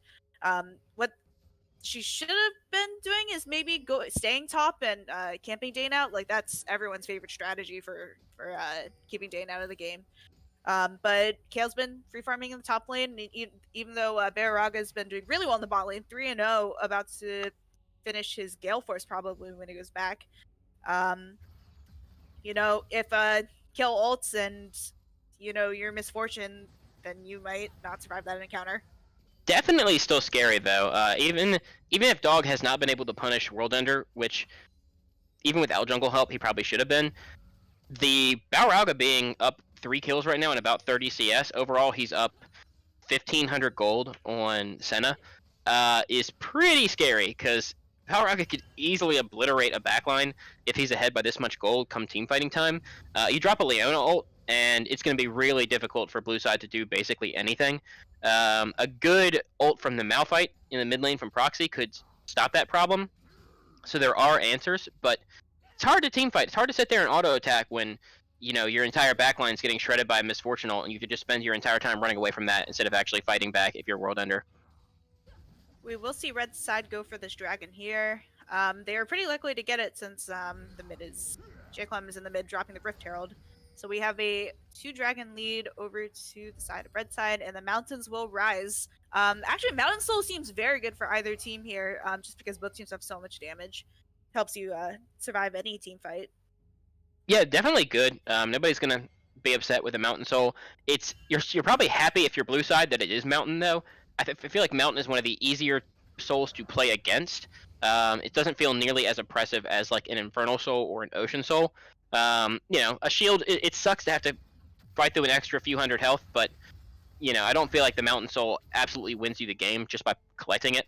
And at least for the time being. Oh, we're actually going to see an engage here from Proxy. Kaiser Overlord does heal up a ton of health, though, but with the Senna ult coming in over top and Saxmuffin showing up, he is burning down to the Ignite and does die. Proxy does pick up the kill and gets Senna and Alistar an assist as well. Great play in the mid lane to end up getting that punish. Yep, really good job by Saxmuffin again, being mid, letting his laner get some much needed CS and XP without him. Yeah, definitely good roams. Get as much time as you can here for Baby Schmeat to farm up and get some EXP. And, you know, with bot lane being so far behind, what I was kind of mentioning before that play, the Dragons are going to go to apes the other strong, at least for this foreseeable future. Their bot lane is just too weak right now on VSK to actually effectively, like, contest those bot lane objectives. So, and Kayle is not at the point where she's, like, actually really relevant. She's relevant in this top lane matchup, but in a team fight, she still has not a completed item yet, so not exactly a big team fight threat. Once she hits level 11, once she gets 1 or 2 items, that's when you start worrying about her in the team fight. Good flash from Baby Schmeat. You were going to die there with Jay Steiny coming in. Yeah. He will not have any flash in case Jay Steiny decides to dive him. But luckily, Baraga did use his ult there, so they won't be diving him 100%. If you want to go in here, if you're Saxmuffin. I mean, I guess it was fine. You get a little bit of damage down, but you eat enough damage in return, it's probably not really worth. And I think he saw the misfortune by herself and thought, hey, 1v2, let's do it. But Leona was lurking in the wings, definitely close by to support his ADC. Olaf is here in the mid lane, though. Kaiser Overlord is forced to hightail it out back to his turret, which has lost 3 turret plates at this point. So if he dies, they could possibly knock that down after they used the Rift Herald on there earlier to take off 60% of his health. I mean, Blue side doing a really good job of keeping up with the gold, actually. They knocked down those 3 turret plates. That was some gold. Dane's actually farming it up in this top lane here. Yeah. We actually have Olaf. Olaf is ahead by about 10 CS. Dive and part we're gonna 2. see a dive in the top lane. World Ender can just tank this here. He has his ultimate. Drop your ult right now so you don't... Oh, he actually didn't take that last turret shot, so didn't have to use his ultimate. Get another clean kill. I have to say, these dives onto the top lane are extremely clean. They're identifying a weaker, a weak link. They get their strong players up here, and they use the Kayle ult. Kayle still has her ultimate, though. She should survive here, but she actually gets burst out with the Malphite ult before she has a chance. Luckily, the Sejuani ult hits the Olaf, who is already in his own ultimate, so it did not slow him down. Kyoshimon is going to get hit a couple of times here, but with the flash should get away. Ends up being a 1-for-1 in the fight afterwards. Saxmuffin takes a smart engagement onto Balrauga, but just backs away probably correctly because definitely don't want any piece of that bot lane at this point. Nothing much to say here. Just they had a pretty decent counter engage in the top lane. Dane definitely overstayed and didn't press his ult. We won't fault him for that. Yeah, I think the top lane dives have been super good. I don't think we see enough dives in VCU LCS. They're really hard to do correctly. Actually, Saxmuffin going to engage here on the Balrauga. They get the stun. World Ender has actually flanked behind and does still have his ultimate up, so Balrauga is going to get probably taken down here, but he does pick up Baby Schmeat first. However, World Ender picks up the 700 gold shutdown, so not exactly a terrible trade here. And now Dog and Jay Steiny are on the run. World Ender is probably stronger than either one of them at this moment, so gotta head back. I don't think you're unhappy for either of that side. If you're red side, you picked up a kill and you got, even though they forced the TP. If you're blue side, hey, you got a shot down onto your most important member. So, good ult from Proxy. I actually think you're pretty unhappy, but I'll wait till this fight is over. Ooh, and Proxy's actually just going to go down here. Never mind. I thought it looked like a good ult, but overestimated his damage. Kaiser Overlord just heals it all right back up. Actually, engage going on here in the bot lane against Dog right now. World Ender does have his ultimate, though. He can protect Saxmuffin a little bit longer, and the ultimate does come down to kill Dog, actually. But Saxmuffin is still going to go down to the turret, and Jay Steiny is too tanky to take down another 1-for-1. But once again, kill over to Kayle, exactly where you want it to be. Yeah, I was actually gonna say the same thing. Where I think if you're red side, just in that particular trade, like you don't want your 700 gold to go over to Kayle, and you don't want your kills to go over to Kyoshimon. But it does look like blue side is gonna contest this dragon, this new dragon. Yeah. You are forcing Really them off, but you are forcing missing some big ults from blue side right now. The Malphite ult and Kale ult are not up, but they're with the number advantage they have because Dog was dead. They are able to push them off, but they might be going a little bit too far. They should turn around and grab this dragon, stop the stacking while you can. If blue side get Dog into the fight and decide to end up fighting, they have, you know, the most important ultimate right now, the Misfortune ultimate up and ready to go. So could be pretty scary. Ragnarok is actually going to be popped here by the Olaf. They're going to flash in, but they can't quite find Balrauga. He is able to Gale Force and flash away. The big ult coming through, hitting all the members. Worldender is actually stunned up, uses his ultimate once again, but he is going to go down here. Oh, actually lives. Kaiser Overlord goes down instead. Saxmuffin is tanking up with his ultimate. Baby Schmidt healing them up in the back lane. Dog goes down. Phew, complicated fight, but Jay Steiny is going to just barely get killed up under this turret. Baby Schmidt collects the kill. And now they're going to push down mid. I actually got confused there. World Ender did not drop his ultimate again. It is actually on cooldown. Kaiser Overlord stole it and used it to keep himself alive for a bit longer, but not long enough because he used it on a different member and could not pick up the kill on the World Ender. Big fight win from blue side. Yeah, let's break down that fight a little bit. So we actually had an interesting engage by blue side into that little choke point right there. I think I saw Malphite and Alistar head in there. And then we saw part of red side actually go onto the back line with Senna and World Ender, and World Ender chooses not to ult himself and barely gets away with an eighth of his HP. But in the end, blue side is able to dominate the fight. Yeah, the Misfortune ult looked pretty scary. Managed to land it on pretty much the entire team, but while being chased down by Saxophone, actually going to pause that right now. Senna is going to get engaged on, and it looks like she's just going to go down here. Jay Steiny picks it up with the final explosion right there from Leona, but the damage from Balrauga is just simply too much to deal with at this point in this lane. But Dog is going to get run down here. World Ender is just going to have to force him to flash away. He is much stronger than Dog is at this point. Dog is 0-4, and he is 4-1. 2 items complete onto this Kale now, and she is very, very, very scary after a couple of big shutdowns picked up and a couple of big team fight wins. Yeah, I think if you're blue side here, you actually want to start taking these fights because your top laner is just so fed, and you have so much engage. They have a little bit of counter engage with the Malphite, but I thought Doc might go down here. Yeah, he does barely live with 1 HP thanks to the ult, and dodges the Senna ult, so it doesn't go down either. Blue side might want to dip a little bit. There are a lot of members from red team here, and your Senna is in the bot lane. Definitely not game over by any means for the Apes Together Strong. You have a pretty nasty combo if you can get Kaiser Overlord with a Malphite ult or a Kale ult, and then just have him jump in, layer on top with your Leona crowd control, and then a big Misfortune ult. Suddenly you're looking at a pretty crazy team fight combo, but it's just getting scarier and scarier. World Ender has all the gold that he needs to be the carry at this point. Dog, as we've already seen, cannot contest him in the side lane. He's down 60 CS, tons of kills. Just has to run or he loses his life. So you have tons of split push pressure every time Kale's teleport is up. And the other 4 members at this point look strong enough to where they could probably hold out. So it's going to be a lot harder for red side to play this game. They're going to have to get a pretty nasty wombo combo in team fights around objectives to have really any shot to come back. It could even be that red side gets a pick. I mean, they could pick Saxmuffin or Baby Schmidt pretty easily and take that 4v5. I'm not sure if you win that 4v5 necessarily, but that's probably one of your best bets is just try to pick off someone in the side lane and then try to force a team fight. Yeah, I think most of the impetus on this game at this point is going to be on members like Silas and Leona. Actually, Kaiser Overlord's going to be going on in a World Ender, forced to ult himself, but then Kale ults himself right afterwards. Kaiser Overlord should be picking up this kill, 700 gold down onto the Silas, and that's exactly what I was talking about. Silas and Jay Steiny, the Leona, and Kyoshimon too, actually. I think all of these supporting, I'm calling them supporting cast, even though Silas is kind of a carry. All of them need to play these fights and play the rest of the game extremely well to get them into a point where they can continue to win. I'm not worried about Balrauga managing to find good Misfortune ults and lots of damage on Misfortune. We've seen him do it before. We've seen him do it in this game. But his supporting cast members need to be able to get this fight set up.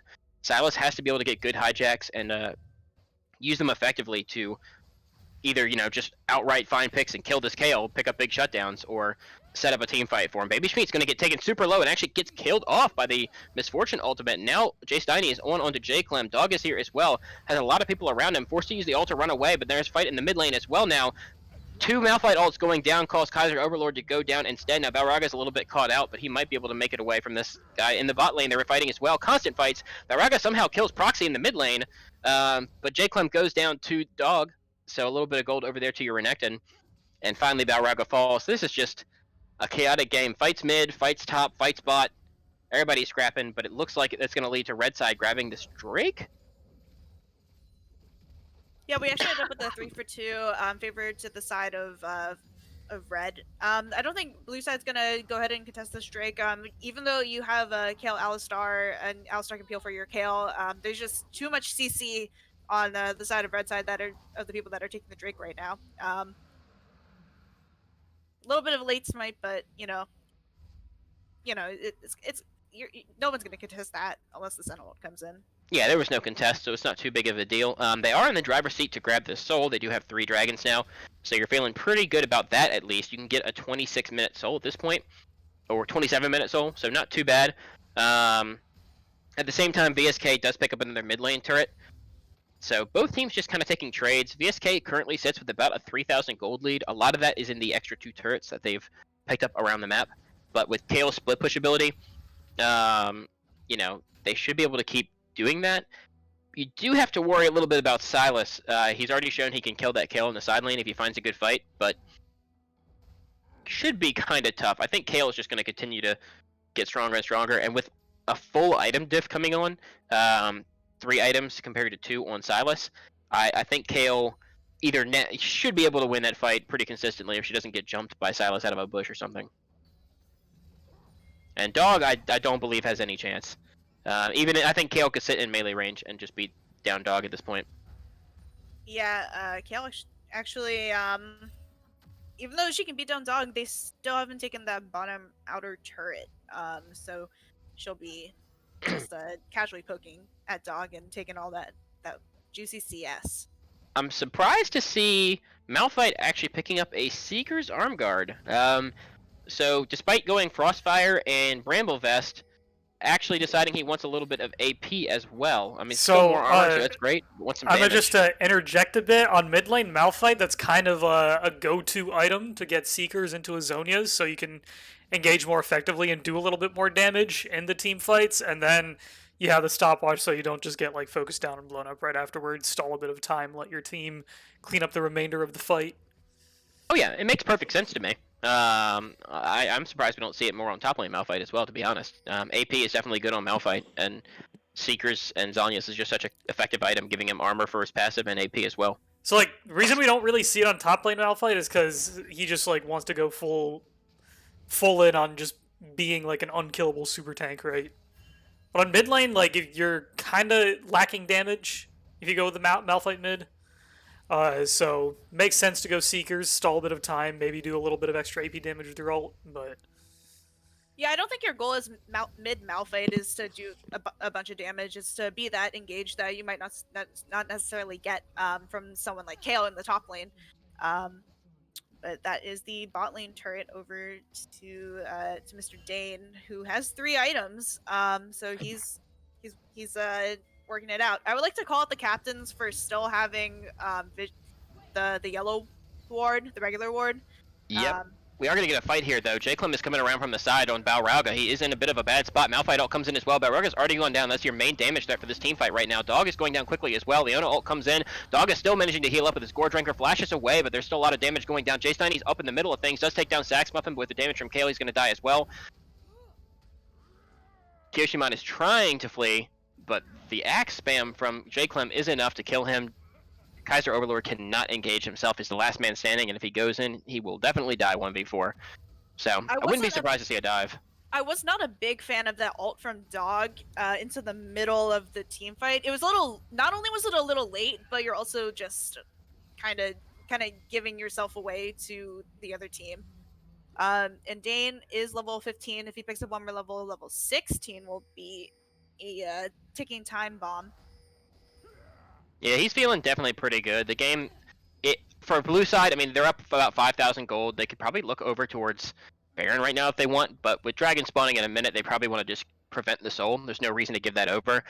In both the 5v5 and the split push, I think you have a much easier time playing out these fights if you're blue side. Once again, red side's wombo combo is good enough that they could win any fight if they get it correctly or if blue side plays it poorly. But it just gets easier and easier the longer this game goes for blue side. They do blow the Olaf ult already, though, just to get away from Jay Steiny and Balrog. I know he's going to go straight back in. Balrog might have bit off a little bit more than he could chew, but the Olaf ult wears off. But here comes Malphite from the side. Does manage to pick off Balrog. He's still alive, though, just barely getting his point-blank ult right here, but he dies to J-Clim instead. That goes most of your damage once again. Kyoshimon is going to be sitting here taking up the fight, but Kaiser Overlord has already gone down. The rest of the team members are all here. It's a full 5v5 in the mid lane. In the river, but World Ender does pick up the kill. Finally, it is a full 5-man ace for no kills onto blue side. Looks like they're going to walk straight down the game and They're end. pinging to end the game. Let's see. We have 18 seconds on Beoraga. Can they take the 2 turrets and the Nexus? It does look like they can. World Ender is level 16, and he will start lapping away at that turret. Yeah, I believe they can take it down. World Ender just does a lot of damage right now, and you have all 5 members, so even if they start spawning, they can't prevent you from just autoing this Nexus down. Great game from VSK.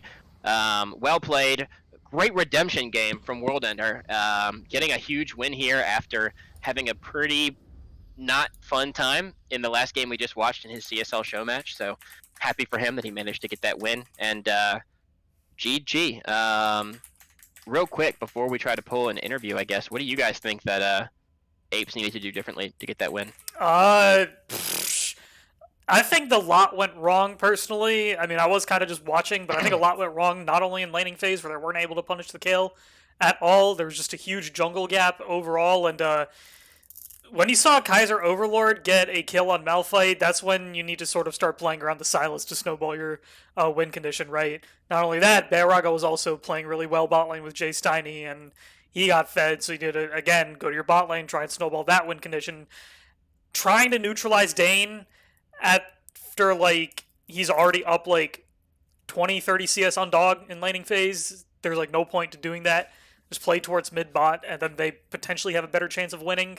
I just think the macro was completely off.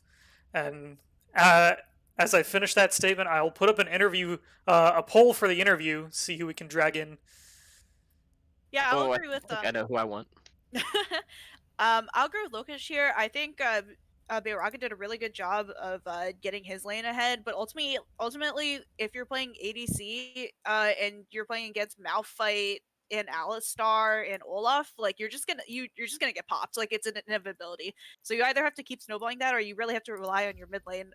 And their mid lane did very well, and he was able to kill Proxy very easily. But he just didn't have enough help. And then they took a couple bad team fights actually at the end there. So I think if they hadn't taken some of those bad team fights, the game would have gone on a little bit longer.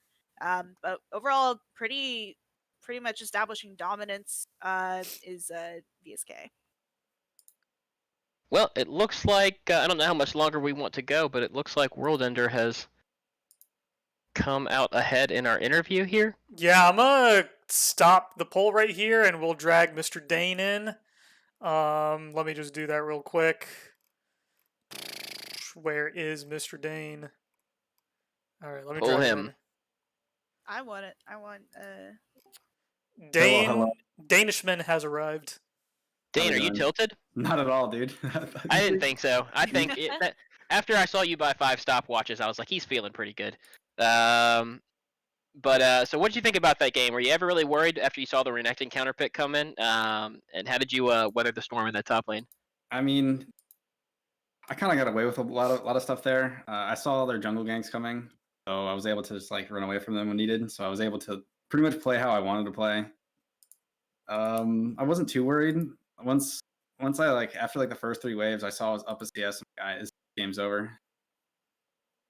Dane, there was a lot of interesting plays top. We saw a lot of roams from your mid and your jungle. Do you have any commentary on that? Yeah, my team's baller, dude, helping me out, seeing the Kale, knowing the win condition, and feeling like they needed to bully the Croc. I didn't ask for it; they just did it on their own. I just want to let a dog know that I didn't ask for them to help. But when they're already up there, am I going to say no? It did look pretty good. I was pretty impressed by the coordination to get 2 dives set up there. Basically identical versions of themselves. We don't see a ton of dives in VCLCS because I assume they're just risky, kind of hard to pull off. But When you have it looked Malphite Kale, it's pretty easy, especially after Kale's level 6. Like, whoever's tanking just Kale ults on the way out. agreed. It Let's looked talk really good either way. Yeah, let's talk about this Malphite mid pick. This is kind of unconventional. I haven't seen it in meta lately. So, was this a Proxy's idea? As he did play Malzahar last week, which is kind of similar in that they're both like control. Do you have any comments on that? It was his idea. We've been playing it with scrims, but with a little different combination. But I'm What not was the gonna combination? I'm not spoiling that. It Also, looked really good, so I was like, yeah, this is the move. We're hoping to get him on Kaiser on the Yone, so like he had to deal with a Malphite in lane, but other than that, Ziggleman wants to know about how you feel about that the death to Silas 1v1 in the top lane. I felt bad about how bad they were losing, That's funny. and That's also Zach. limit testing. True. And if I don't get solo killed at least once a game, am I really even playing? That's true. You know what? I've never heard a truer statement. I do have a question. How mad are you that Proxy won't change his name to VSK Proxy?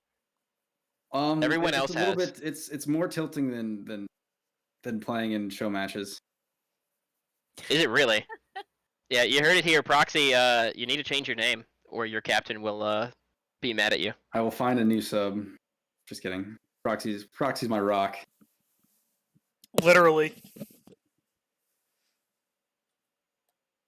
Well, I think that'll probably do it for us here. Congratulations to the Very Sultry Kings, expanding their win streak to 2-0 now, sitting actually at the top of the standings as the only team that's played and won 2 games. AFC have a strong fall to 0-2, having a disappointing start, but still have plenty of games left to bring their record back up higher. Thank you to Dane for coming on and interviewing, and I'd I also think like to that'll point out that both our wins are under 30 minutes. good to Popping off. know. And against 2 good teams, 2 teams that our analysts that you're included in ranked pretty highly on our tier list to start the season. So well done to the Very Sultry Kings. All right, Yeah, wait. VSK I is gotta. pretty Who are we good. playing next? Uh oh. Playing Playing name the pending. boys, Big Elvin's Ichi, team. better not bring your fucking excuse me, your Fiora back to my lane, dude. Don't do that. I'll clap it again. Oof. All right. Thanks everybody.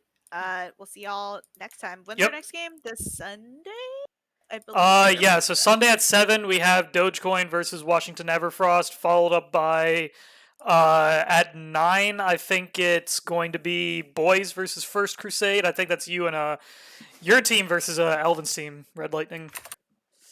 That is. So yeah, Please look let forward him to play that. Nubia. But yeah, thanks a lot, and you, Mary, you're also on that team. I nearly forgot. But yeah, thanks I was everyone. last pick. Oh, sorry, what did you say? I was the last pick on that team. That's why you forgot. Oh, well, it is what it is.